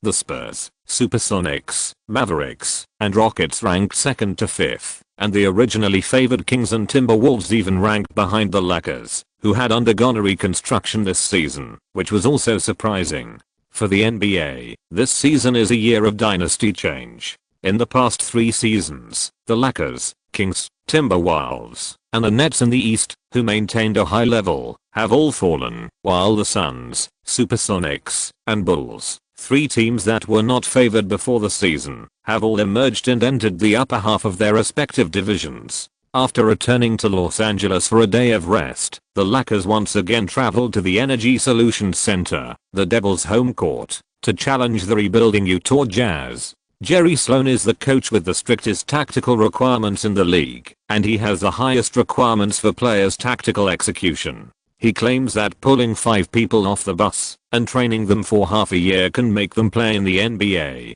This is not an exaggeration. If NBA players can be mass-produced so easily, many young people with basketball dreams will cry and shout to join the Jazz. Even if they only get a minimum salary, they will be superior in life. The departure of the Utah duo has led the Jazz to decline, and it also proves that Jerry Sloan is not that great. After becoming the main force of the team, Spanish guard Raul Lopez, who was cultivated by the team, could not withstand the confrontation at the NBA level. He was injured after playing for a month. Puerto Rican guard Arroyo, who led the team to defeat the Dream Team in the Olympics, was also not magical in the NBA. He was also not used to Sloan's pick and roll system, and was often scolded by Sloan. Without a good point guard, the Jazz can't play anything on the offensive end, and they basically went for the 3-point guards in the 2005 draft 105:93. The Lakers won away, and continued to rank 6th in the Western Conference, 15-9. There are still 10 days before Christmas. Wang Lifan has completed her courses for this semester, and is about to start her winter vacation. Of course, she is going back to Atlanta for Christmas. Before leaving, she also took the initiative to ask Kellyanne to have dinner with her. "Where are we going?" Kellyanne asked after Wang Lifan met him. "I don't know." Wang Lifan stuck out his tongue, a little embarrassed. "No, you asked me to have dinner, but I don't know where to go." Kellyanne wondered. "I rarely eat out. I don't know where to eat." Wang Lifan said honestly. Wang Lifan was quite proactive when facing Kellyanne. But apart from Kellyanne, she didn't have many male friends. She was mainly surrounded by female friends, and the closest one was Hebe. Kellyanne was a little surprised. After thinking for a while, he said, "I saw a private kitchen in the guide some time ago. The food is very good. Most importantly, there are not many people, and it is relatively quiet. Why don't we try it?" This is what an international student mentioned on the forum when he was surfing the internet. He said that this restaurant tastes good, but it is expensive. It is expensive for some international students, but it should be affordable for Kellyanne. Or to put it another way, 99% of the restaurants in Los Angeles are affordable for Kellyanne, who has a middle-class income. Half an hour later, the two came to this private kitchen restaurant. The location is a bit remote and secluded. There are no hotels around, and there are not many customers. This kind of place is just right and very suitable. After getting the menu, Kellyanne ordered a few dishes before handing it to Wang Lifan. Wang Lifan did not take the menu, but just looked at Kellyanne. Kellyanne had ordered everything she liked. "How do you know what I like to eat? I have eaten several meals with you. It is not difficult to see where I stick my chopsticks more, and what I avoid." Wang Lifan pursed her lips slightly, her expression a little unnatural. "It is not difficult to pay attention to these things, but you have to pay attention to them." After ordering, Kellyanne also asked for a bottle of Canadian ice wine. "This is a sweet ice wine for ladies, not too strong, won't make you drunk. I think you'll like it." After ordering, Kellyanne explained. Of course, although Wang Lifan is a master of medicine, he is not against alcohol. He asked the waiter to pour it for him. After taking a sip, it was indeed a drink with a slight taste of alcohol. Although it's a bit early, the next time we meet should be next year, right? Kellyanne picked up the wine glass and clinked glasses with Wang Lifan. Merry Christmas. Cheers. Wang Lifan pursed his lips and suppressed his smile. I was thinking about going to the Hawks home game on the 30th. It seems that you don't welcome me, so I'll stay at home to prepare for the new semester on the 30th. Kellyanne tried to hide his joy. Of course I welcome you to appear at the Phillips Arena, and we can celebrate the new year together then. If it weren't for Wang Lifan's reminder, Kellyanne himself would not have thought that the Lakers would go to Atlanta to challenge the Hawks in the game on the 30th. Wang Lifan checked the schedule for her, which made Kellyanne feel that now might be the right time to strike while the iron is hot and express his feelings. The girl has taken such a step, so why should he hesitate? Never. The night is so beautiful tonight. Natsum Sasaki used a subtle way to translate I love you. Wang Lifan frowned and then pretended to be puzzled. Huh, I said. At this time, Wang Lifan's mobile phone rang at an inopportune time. She took it out, frowned slightly, glanced at Kellyanne, and hung up calmly. Why don't you answer it? It's Ib calling. It's not an important call, Wang Lifan said. As soon as Wang Lifan finished speaking, the phone rang again, and she hung up again. After 3 consecutive times, there was finally no movement from the other side. Chapter 46. Deal done. Christmas war coming. When it was time to pay the bill, the waiter told Wang Lifan that Kellyanne had already paid. Wang Lifan frowned and looked at Kellyanne. Didn't we agree that I would pay this time? Kellyanne patted his head and said, when I usually go out to eat with others, I don't like to argue with others over the bill. I always pay in advance. I forgot that this time it was agreed that you would pay. Wang Lifan looked at him and said, how much is it? I'll give it to you. Kellyanne said, that's not necessary. This meal is my treat. You owe me 2 meals. You can pay me back later, right? Wang Lifan just stared at him without saying a word. Kellyanne smiled, looked outside and said, the moonlight is so beautiful tonight. Wang Lifan stamped his feet and walked out. This reaction disappointed Kellyanne a little. Could it be one of the 3 major illusions in life? She likes me, but it doesn't seem like it. On the one hand, the communication between the 2 people was full of sparks and lightning. They lived 2 lives together, which Kellyanne was basically sure of. On the other hand, Wang Lifan was not a fan before she met Kellyanne. She even knew Kobe Bryant only by name, but she didn't know him. A girl like this would go to Staples to watch a game and would suggest going to the Hawks home court to watch a game on New Year's Eve. Isn't this a gesture of goodwill? Gene mutation. Suddenly like basketball? After sending Wang Lifan back to his residence, Kellyanne asked, it's agreed. See you on New Year's Eve. Wang Lifan nodded. Yes. Kellyanne waved to Wang Lifan and drove away. Wang Lifan watched Kellyanne's car disappear from his sight and then took out his mobile phone. It showed several missed calls, all from Hebe. She called back, and Hebe's relieved voice came from the other end. Where have you been? You didn't answer the phone. Wang Lifan hesitated for a moment before saying, I was in the library. It's inconvenient to answer the phone in the library late at night. Hebe muttered, and then said, okay, let's not talk about this. I have a holiday on New Year's Day. I will go to Atlanta to find you then. After hanging up the phone, Wang Lifan looked at the phone, slightly distracted. The next day, when Kellyanne came to the arena, Kupchak and Tom Genovich were already waiting in his office. As soon as he entered the door, Kellyanne greeted Kupchak and Tom Genovich and immediately got down to business. Kumi, I have contacted the Kings about the player trade list you proposed last time. Kupchak took out a document and said, the Kings propose to return Divock. If we are willing, the trade can be made. But in this way, our inside line is too weak. The Kings promoted Brad Miller to the main center this season, and he performed well with Chris Webber, but the team lacked a backup inside line. With Chris Webber's increasing injuries, no one can take over. Divock is a former Kings player. He played well with Brad Miller in the Kings last season. It is not bad for the Kings to bring him back as a spare tire. After all, the price is just Barnes, who is completely useless. I think the team still needs Vlad to provide some inside protection. Tomjanovic expressed his opinion. Although Anderson's promotion to the main center is a pleasant surprise for the Lakers, the team's inside line is still weak. Grant has obviously degenerated and is useless. In addition to Divock, the team only has Mim as a backup inside line. The overall offensive and defensive rhythm of the team in the new season is still relatively fast. It is really difficult for veterans like Divock and Grant to perform well in the team. And if some defensive resources are really needed, there are many people who are more suitable than him.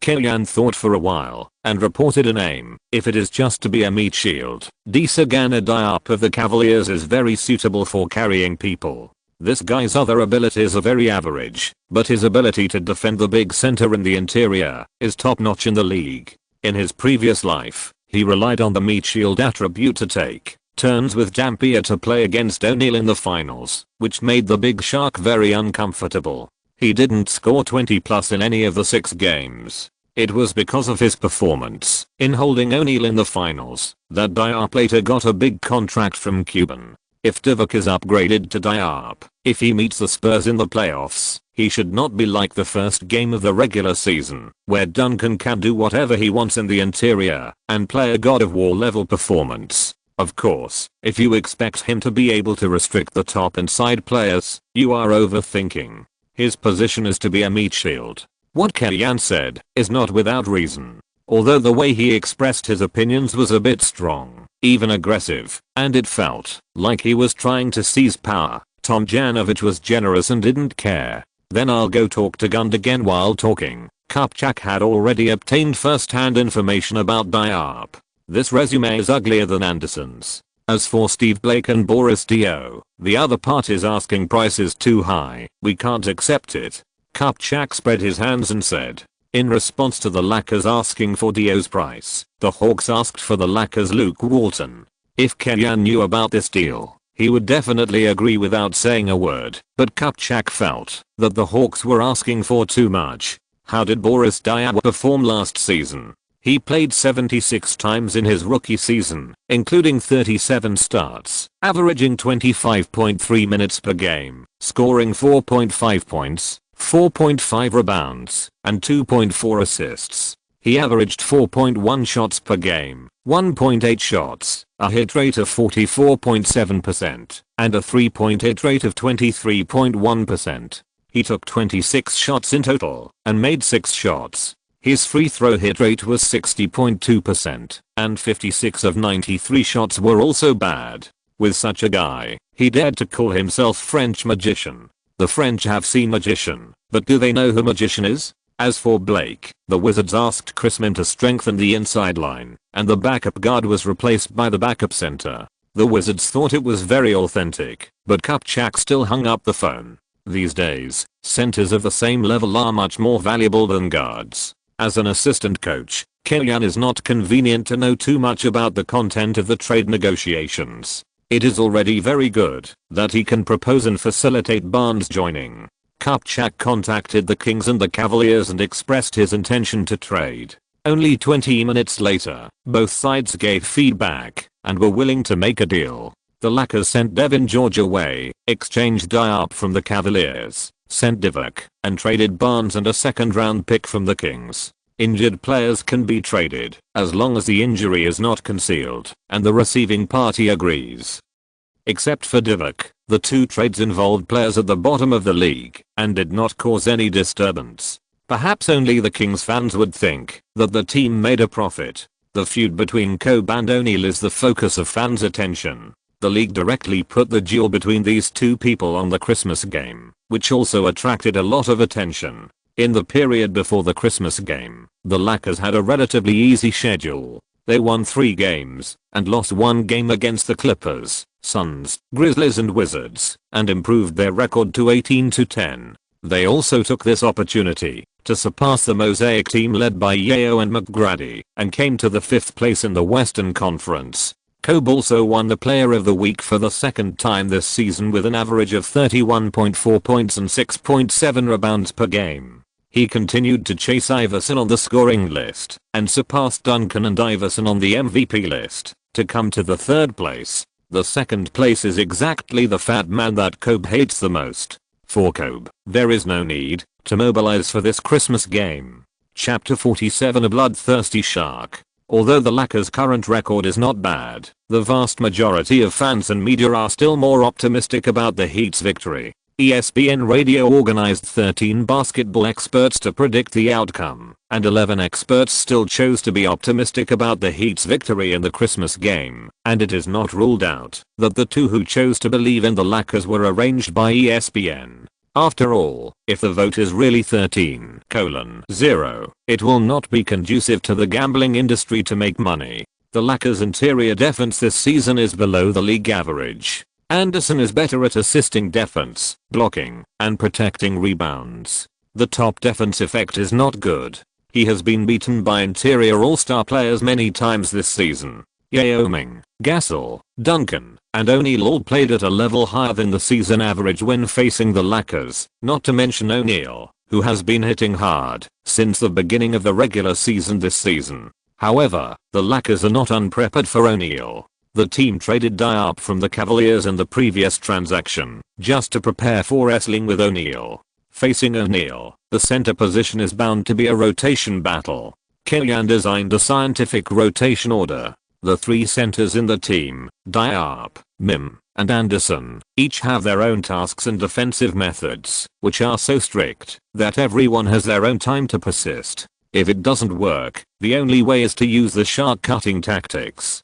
Previously, the Lakers had cut Howard to death in the game against the Magic. This game can also allow O'Neal to relive his old dreams. On the afternoon of December 25th, the Christmas battle between the Lakers and the Heat was held at the American Airlines Center in Miami, and the fans packed the stadium. More than 70 TV stations around the world broadcast this Christmas battle live, and the attention it received even exceeded the Lakers vs Pistons in the finals last season. This is the benefit of the grudge game. Everyone hopes that OK will have a fair duel after the separation. Zhang Heli of CCTV analyzed the lineups of both teams. The Lakers have a very fast pace this season. After they grab rebounds, they have a strong sense of offensive and defensive transitions. Their average points per game ranks 3rd in the league, and their fast break points rank 2nd in the league. These are performances that were impossible when O'Neal was on the court. At the same time, Kobe's personal data has skyrocketed this season without O'Neal, which more or less proves that Kobe has made sacrifices when the 2 of them are together. The Lakers' focus today is still to play their own fast, which requires them to do better on the defensive end, because it is difficult to continuously launch counterattacks without defense. The Heat's advantage is of course in positional warfare. The 2 geniuses on the outside, Eddie and Damon, both have very accurate 3-pointers, which is very suitable for playing inside out. Wade is also a very talented young man. Compared with Kobe, he is more humble, and also made it clear that O'Neal is here to lead us. This attitude makes O'Neal very happy, so the team atmosphere is very good, which is also the key to the Heat's good performance in the new season. After warming up, players from both teams came out. The Lakers changed their lineup, starting with Adkins, Kobe, Butler, Odom and Diop. The Heat, Damon Jones, Wade, Eddie Jones, Hallam and O'Neal. Regarding the starting lineup, Zhang Heli analyzed, Birdman, who we had previously favored, did not start. The Lakers reused the team's rookie Diop, because his weight and strength are more suitable for defending O'Neal. However, there are actually many similar blue-collar meat shields in the league, but when they are really matched, they can't defend O'Neal. Let's see how effective Diop can be. O'Neal won the jump ball. Wade received the ball in the backcourt and dribbled across half court. Facing Kobe's entanglement, he did not stick to the ball and passed it to Eddie Jones, who passed it to O'Neal. Facing his old club, O'Neal was excited and rushed to get the ball without getting in a good position. He took the ball with his back and hit Diop hard, grabbing a favorable offensive position, and then hit it a second time. While knocking out space, he was attacked by Odom and Diop. He turned to the baseline forcibly and scored a two-handed dunk with Diop's defense 2:0. If there is Joe, choose Joe. If there is no Joe, choose Shaq. This is a famous saying among Chinese fans, which is enough to describe O'Neal's deterrence. His physical fitness is abnormal, Not only is he strong, but he also turns very fast. Even though he has passed his prime, he is still unstoppable. Anderson on the sidelines saw Diop being easily knocked away by O'Neal, and his expression was also very strange. He was very aware of Diop's brute force. As arrogant as Birdman, he also felt that, if he was defending O'Neal on the court at this moment, he would be knocked to the ground by O'Neal at the first blow. The Lakers attacked. Atkins slowly crossed half court and passed to Kobe. Diop and Atkins were outside the left 3-point line. Butler went to the right bottom corner, and Odom was at the right corner. The formation was completely stretched. Kobe held the ball in the middle and singled out Wade. He dribbled to the right, and his body suddenly changed. Almost no one saw clearly that he turned sideways and rushed to Wade's right side. Wade subconsciously took a step back and tilted his body to block Kobe's breakthrough route, but saw Kobe turn around, then jumped up, raised his hand and shot, and the ball rubbed strongly through the net, making a quick sound. The Heat attacked with a similar routine.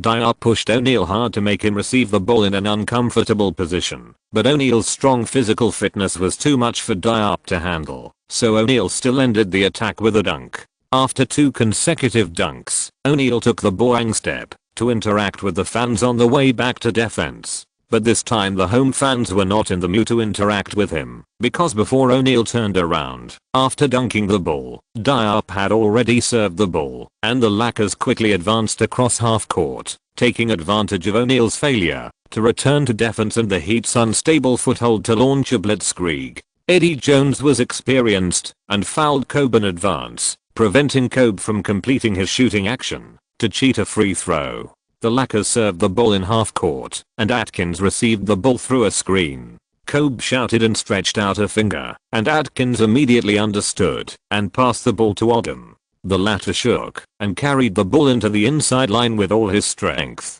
After attracting the attention of 2 defenders, he suddenly passed the ball again. Atkins caught the ball and without pausing, he passed it to Kobe standing outside the left 3-point line. Kobe ran 2 steps outside, caught the ball, turned around, and then strode to the bottom line. Wade followed closely behind and entered the inside line. Under the strong confrontation, Kobe did not squeeze into the inside line, slowed down, and stepped back. Just when everyone thought Kobe was going to pass the ball, because if he continued like this, the 24-second timeout would come, the variable appeared again. Kobe suddenly slapped the ball, then took the ball with both hands, jumped in diagonally, jumped over Wade, straightened his body, raised the ball and shot. The ball went in, 4-4.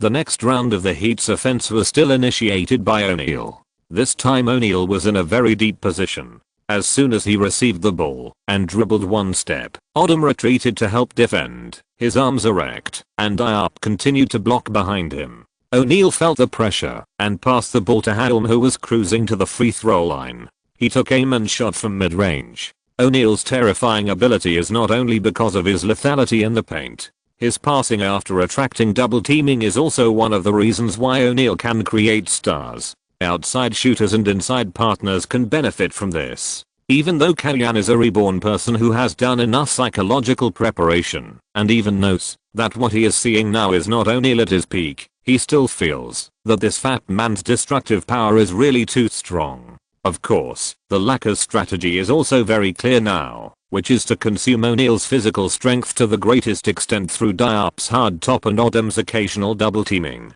He will be 33 years old in 2 months. His athletic ability is incomparable to that when he was young. He can no longer make empty cuts. To follow these technical moves, he mainly relies on digging in the paint. It is very physically demanding to fight with Diop, who can do nothing but push people. Atkins dribbled the ball across half court. Kobe ran up from the left corner. Odom set an off-ball screen for Kobe, blocked Wade, then received the ball and cut into the paint. Wade and Hadlum switched defense. Kobe received the ball and singled out Hadlum, shook off his opponent, and missed the mid-range shot. The tactic was already in place. Kobe failed to score. However, Kellyan still gave a thumbs up to this attack. If they keep playing like this, there will be great opportunities. In addition to Kobe's advantage in singles against Hadlum, Odom and Wade should also have the upper hand in positioning and grabbing rebounds. Chapter 48, Mamba Spits. The Lakers insisted on not increasing the intensity of the double team attack on O'Neal. O'Neal was the main attack point of the Heat. Diop was a substitute, whether in the Cavaliers or the Lakers, and he didn't look difficult to deal with. However, Van Gundy knew very well that the Heat could not let O'Neal attack every round. He could not compete with his opponent in muscle and still maintain dominance throughout the game. O'Neal is almost 33 years old. For a heavy center, it is very important to distribute physical energy. The team needs to use it sparingly. Wade broke through with the ball, challenged Kobe, brought into the 3-point line on the left, dribbled the ball between his legs twice, and changed direction to the middle. He failed to completely get rid of Kobe's defense, and made a quick stop jump shot near the free throw line. He only relied on physical fitness and rhythm to avoid the block. Kobe jumped up with all his strength, and reached out to interfere. Bang! The ball bounced out of the basket. 3 Lakers players protected the rebound. Butler finally grabbed the rebound and took it to the front court to pass it to Kobe on the wing. Wade chased closely. Kobe passed the ball to Atkins in the bottom corner. The latter passed Damon Jones in one step and missed the mid-range jump shot. O'Neal grabbed the rebound. The Lakers advanced quickly. Such a back and forth run was not good for the Heat. Wade controlled the ball and slowed down the offensive rhythm. Advancing to half court, the Heat players knew that they could not play inside and began to pass the ball to find opportunities. Wade opened up the distance with Kobe through the off-ball pick and roll and received the ball on the left and made a quick stop jump shot, but missed. Odom got the backcourt rebound and passed it to Atkins for a fast break. The latter dribbled the ball through half court at full speed and passed it to Kobe outside the 3-point line on the right. Kobe received the ball and took a big step and turned around. He passed Eddie Jones with his speed, took off and dunked the ball with one hand. 6:6. The 33-year-old Eddie Jones no longer has the all-around skills he had when he played for the Lakers. He gradually degenerated into a spot shooter in the Heat. His movement speed slowed down, and Kobe had a clear advantage over him in singles. The Heat attacked, and Wade wanted to help his big brother get back on the field. The ball was dribbled between his feet, and his waist flashed, and his feet staggered. The ball was already in his right hand, but he took it back while shaking, and pulled it to the left at a very fast speed.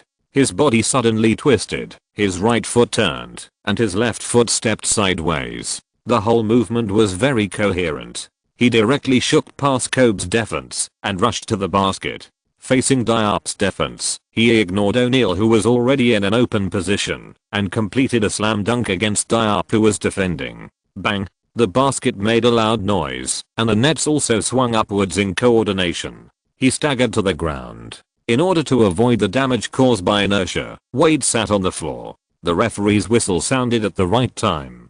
Diop fouled and Wade got a chance to add a free throw. Wade immediately bounced up again, raised his thumbs to the sky, jumped up lightly, and hung his right hand heavily on his chest, shouting loudly, encouraging the fans to cheer together. "This is my S.E.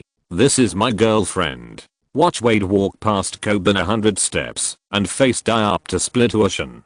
Kellyanne had already thought about how CCTV would explain this ball when making a collection of the top 5 balls. Hamblin and Kellyanne looked at each other and shook their heads at the same time. The two had the same evaluation of Wade. He is definitely the strongest backcourt player among the new generation of the league, and he has the strength to challenge the 4 major shooting guards. Wade made the free throw, and the Heat once again took a 3-point lead. Everyone thought that Kobe might have to respond to Wade in a singles in the next ball. However, Kobe completed a high pick and roll with Odom, attracted the defense, and then passed the ball to Odom at the top of the arc. The latter tried to shoot from outside the 3-point line and hit it accurately. The Lakers' hard power is not as good as the Heat's. If we want to win, we must use the best steel on the blade. Before the game, when assigning tasks to Kobe, Kellyanne persuaded Kobe to trust his teammates more in offense and optimize his shooting choices. If it were other opponents, Kobe might not accept Kellyanne's proposal, but facing the Heat, Kobe's desire to win was higher, and rationality could control his brain. Damon Jones and Eddie Jones stood in each corner. Wade was in the middle. O'Neal dominated the inside, and Hadlum stood in the right corner. Hang into O'Neal, pass it back, pass it to the right side, and then lead it back to Wade's hands. Everything seemed to have happened. Only less than 10 seconds had passed, but the 5 Heat players had already run back and forth in this small 3-point line 3 or 4 times. Every time O'Neal moved, after getting the ball, Diop, who was resisting behind him, was quite uncomfortable, and the Lakers' outside players' attention would involuntarily go to the inside. But at this moment the ball was passed out again, and everyone's attention returned to their own people. When the ball was passed to O'Neal in the interior again, O'Neal had completely suppressed Diop behind him. He suddenly turned around after receiving the ball, and Diop, who was hit, fell down like a straw. After dribbling the ball, O'Neal stood up, swung the ball with both hands, and smashed it into the basket hanging above his head. Bang! The basket was groaning, and the fans at the scene were cheering. Looking at Diop sitting on the ground, with a helpless face and full of sweat, Kobe's face was not very good. The better the fat man played, the more it proved that he won 3 championships by hugging the opponent's thigh. Get up. Fighting is so cruel. Kobe took the initiative to bend over and pull Diop up, hugged him, and whispered in his ear. This was not common in Kobe's usual behavior. The ball moved smoothly on the outside line. Butler broke through to attract the defense and passed the ball to Kobe sideways. The ball was spinning in his hand, and he had already started to run forward. Kobe took a step and ignored Wade, who was still pinching his waist and clinging to him. Every step required more strength than before. Kobe stepped into the 3-second zone. In front of him was O'Neal's huge body, beside him was Wade, and on the right, Hadlum had already filled in. Kobe exerted force on one foot and jumped diagonally. In the air, there were 3 Heat players' arms flying. With a flick of his wrist, the basketball bounced up and flew towards the basket with that charming parabola. Bang! Kobe fell to the floor, his eyes fixed on the spinning basketball. Sure. A slight sound rang out. Although it was so crisp, it turned into 2 different emotions in everyone's ears. Some were happy and some were frustrated. Kobe quickly climbed up, clenched his fists and shook them, venting his emotions to his heart's content. The Heat's attack came again. O'Neal, the huge monster, once again forced Diop in the low post. This time, Diop finally couldn't help it and decisively chose to foul. He directly grabbed O'Neal with all his brute force, avoiding the possibility of being beaten into a 2+1. The move was a bit big, but the league is used to O'Neal being knocked down by big moves. The referee gave O'Neal 2 free throws, and O'Neal missed both free throws. This foul was also a signal to the Lakers coaching staff that Diop's performance was gradually becoming unsustainable. If you're listening to this novel on a channel other than Fanfic World, it means they downloaded and uploaded it without effort. We cordially invite you to visit our channel, Mundo Fanfic Novelos. There you'll find the original version of this story, and you can explore many other novels of various genres. We're waiting for you to immerse yourself in a world of incredible novels. Chapter 49: Scientific Shark Hunting. The Lakers attacked. Kobe was holding back the Heat's defense. Butler received the ball on the weak side, singled out Eddie Jones, dribbled the ball quickly on one side. Eddie Jones bent down, his eyes like lightning staring at Butler's upper body. Shaking again. Butler's upper body was shaking irregularly left and right like a blade of grass. With a sudden force on his right foot, his body flashed past Eddie Jones like an arrow and rushed from the side to the baseline. Hadlum was already waiting in the paint. Butler made a mistake in his steps, stood firm, jumped up, and shot. Pop. The ball that had just flown out of his hand was slammed out of the baseline. Butler looked at the basketball that was slammed directly and cursed. The ball was sent out from the baseline. Odom received the ball and was immediately entangled by Hadlum, and then passed the ball to Atkins, who was also entangled by Damon Jones. Finally, the ball was passed to Kobe with difficulty. Kobe received the ball, and his left foot stepped to the right like lightning, his body also leaning over, and suddenly his body paused, and his left foot landed halfway. At this moment, his right hand holding the ball dribbled back, and the ball rolled to the left. His right foot finally exerted force, and his left hand caught the basketball rolling in the air steadily, and his body tilted at a certain angle, and rushed to the left. A very beautiful double change of direction breakthrough. Wade was passed by Kobe this time, and before O'Neal came up, Kobe made an easy layup, and the ball fell steadily into the basket. 11-13. In the beginning, when the team was unable to do anything about O'Neal, the Lakers relied on Kobe's performance on the offensive end to overtake the score, and the performance was amazing. The Heat attacked, and the Lakers insisted that Diop be the meat shield. In this round of offense and defense, Diop tried his best, but finally did not let O'Neal take advantage. When O'Neal shot, he felt that the trajectory was crooked. Butler drew in time, protected the rebound, dribbled the ball hard to show his joy, and cheered his teammates loudly. Killian emphasized before the game that the team's offense cannot rely on Kobe alone. Someone must stand up. As the team's second scorer, Barrett has an obligation. Odom got the ball in the high position, and Butler suddenly moved, flashed into the three-point line, only half a body faster than Eddie Jones. Odom suddenly accelerated, dribbled horizontally to avoid Haddon by half a body, and pushed with both hands. Almost when Butler started, he passed the ball into the inside. Butler received the ball, took 3 steps, and immediately shook off Eddie Jones behind him, and cut into the inside. O'Neal blocked Butler's route like a wall. Butler, who was full of confidence, rushed towards O'Neal, and was knocked to the ground as expected. The referee called a foul on O'Neal. Butler made one of 2 free throws, and the score difference came to 3 points. The Heat attacked. Wade used his extremely strong explosive power to force Kobe, and then threw himself into the sky, successfully deceiving the foul. More importantly, the fouler was the best meat shield on the Lakers, Diop.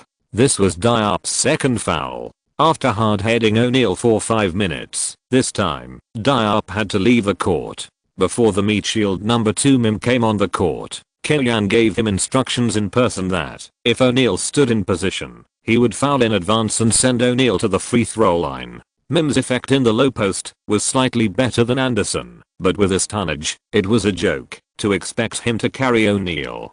Perhaps because of the pain from the breakout, Wade missed the free throw and made one of 2 free throws, but the score difference was still 2 points. The Lakers attacked. Kobe broke through Wade's defense, attracted double teaming, and passed the ball to Odom, who faked a shot, and passed it to Damon Jones, who then passed it to Atkins in the bottom corner. The latter jumped up directly to meet Wade's flying attack, and returned a foul to Wade, and it was a 3-point foul. Wade was also careless, and did not expect Atkins to go directly for the foul, and raised his hand helplessly. Atkins made all 3 free throws, and the score difference widened to 5 points. The Lakers attacked, still with the same tactics. Wade dribbled the ball across half court to Eddie Jones, who lobbed the ball to O'Neal. O'Neal held the ball and headed twice to turn to the baseline. Mim continued to pull the foul, and did not let O'Neal shoot the ball. On the surface, the Heat is stronger than the Lakers. O'Neal has a huge advantage against the Lakers in the interior, and is unstoppable on the offensive end.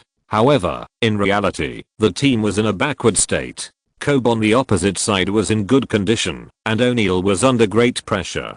He couldn't afford to lose this game either. O'Neal was under great pressure, and the more he feared, the worse his condition became. He made one of 2 free throws, and the rebound was grabbed by Odom. The Lakers fought a positional battle, looking for opportunities on the periphery, and almost used up 24 seconds. Kobe received the ball and the jump shot missed. O'Neal grabbed the rebound and passed it to Wade immediately. The flash dribbled past Kobe behind his back, and his speed was instantly full. He turned an opportunity that was not a fast break into a fast break, leaving the Lakers chasing players to follow behind. Bang! Wade completed a slam dunk. The Lakers attacked. Butler brought into the 3-point line on the left, dribbled the ball under his crotch twice, changed direction to the middle, pushed Eddie Jones away, and then made a quick stop jump shot near the free throw line. Eddie Jones suffered a loss in the confrontation, but he made up for the position in time, jumped up with all his strength, and reached out to interfere with Butler's shot. O'Neal easily pushed Mim away, and grabbed the rebound. Entering the official timeout is an extremely important adjustment time for both teams. On the Heat side, O'Neal needs to recover. He has taken on too much on the offensive end. On the Lakers side, Kobe is not easy either. He is not only the main attacker of the Lakers, but also has to defend Wade on the defensive end, which consumes energy on both offense and defense. The game continued, and neither side made any substitutions. The Heat players passed the ball to O'Neal in the low post for a strong attack. The Lakers' defensive strategy was man-to-man defense, plus interference with the Heat's lobs to the inside. This is similar to the way many teams will deal with Yao Ming in the future, working hard to limit the centers receiving the ball, not seeking to steal the ball, but to consume O'Neal's physical energy to the greatest extent. Soon, Mim also had 2 fouls and rested, but his fouls were worth it. O'Neal's free throws were not very accurate today, 2 of 8, which is lower than the season average. Anderson came on the court, and the Lakers' offense was smoother. It's quite sad to say that among the 3 centers of the Lakers, the one who plays the most role on the offensive end is the blue-collar Anderson who can only eat cakes. It's conceivable how bad the team's inside offense is. However, Anderson also has his role on the offensive end. He is more active in the pick and roll. Kobe and O'Neal have a direct dialogue. He easily shakes O'Neal off and scores a layup under the basket. When Anderson comes on the court, his weight is completely unable to carry O'Neal. He can only use the same strategy as against Yao Ming, defending in front and increasing the difficulty of O'Neal's receiving the ball. When O'Neal actually receives the ball, he can either directly foul or let the opponent score, but he must control the scale and not let the opponent easily score 2+1. After fighting with the third center of the Lakers in a row, O'Neal himself is also a little difficult to handle. The Lakers' defense against him is a step-by-step method. First, let Diop, who has the most power, fight hard to consume, and then let Mim affect his offensive efficiency by cutting the shark. When O'Neal's physical strength declines, Anderson comes on the court and fights hard to go around. Within his ability, Killian tried his best to catch sharks scientifically. Chapter 50, all wars are fought with justice. On O'Neal's side, the output on the offensive end began to fluctuate, and the pressure on Wade suddenly increased. The team's main point guard Damon Jones is a weakness. Although his data this year is not bad, his 3-point shooting rate exceeds 40%. In fact, he is a typical product of O'Neal's star creation. He relies on O'Neal to attract double teaming in the interior and wait for the opportunity to shoot 3-pointers from the outside. Although his shooting can also contain the opponent's defense, it is obvious that he benefits more from O'Neal. Compared with point guards such as Blake and Fisher, who can more or less provide some ball conduction and defense, Damon Jones has no other skills except 3-pointers. Sometimes the task of dribbling across half court is Wade's. The Lakers would rather let O'Neal score high points than to resolutely strangle the other scoring points of the Heat. In this case, Damon Jones' shortcomings are very obvious, and he has no sense of presence on the court. O'Neal set a screen for Wade. Anderson opened his arms to switch defense and interfere with Wade's breakthrough route. Kobe chased Wade and cut off the line between Wade and O'Neal at the same time. Wade rushed to the bottom corner and was directly sandwiched by Kobe and Anderson. He couldn't find the way to pass the ball and barely missed the shot. Anderson jumped up to grab the rebound and caused O'Neal to foul. Killian jumped up excitedly on the sidelines. What a surprise, this was O'Neal's second foul. Van Gundy had no choice but to replace O'Neal and replace the inside player Shandon Anderson, a blue-collar inside player who had a mediocre career. O'Neal fouled twice and the Heat could only be led by Wade on the court. At this stage, it was obviously the weakest stage of the Heat. The Lakers must take advantage of this stage to play a certain advantage. The players tried their best, and the coaches of the two teams also fought with some courage. The Lakers extended the playing time of the main players, and the offense blossomed in multiple places. The away team led 34-27 at the end of the first quarter.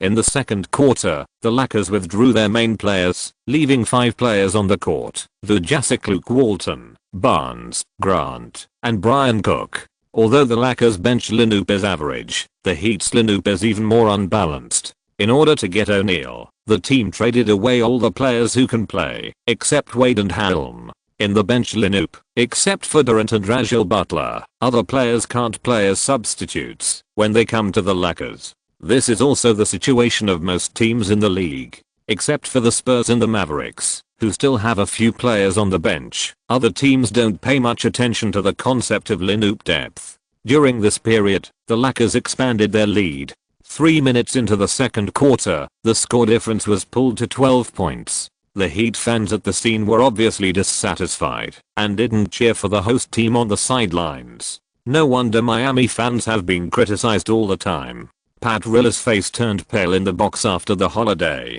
Stan Van Gundy was forced to replace Wade and O'Neal in advance and crush the Lakers in terms of lineup again. After all, it was a Christmas game, broadcast live across the United States. It was difficult for the Lakers to cut down O'Neal as soon as he came on the court. If they really did so, they would inevitably be criticized by the league in the future. The Heat also guarded against this. The main attack was replaced by Wade. As soon as he passed half court, Wade wanted the ball and broke through on the right. Barnes judged the direction correctly and blocked the route. Wade leaned back, changed direction to the left, turned around and shook out half a body and shot a jump shot. As soon as the ball was thrown, Wade felt that it was going to go in, and his sense of rhythm was very good.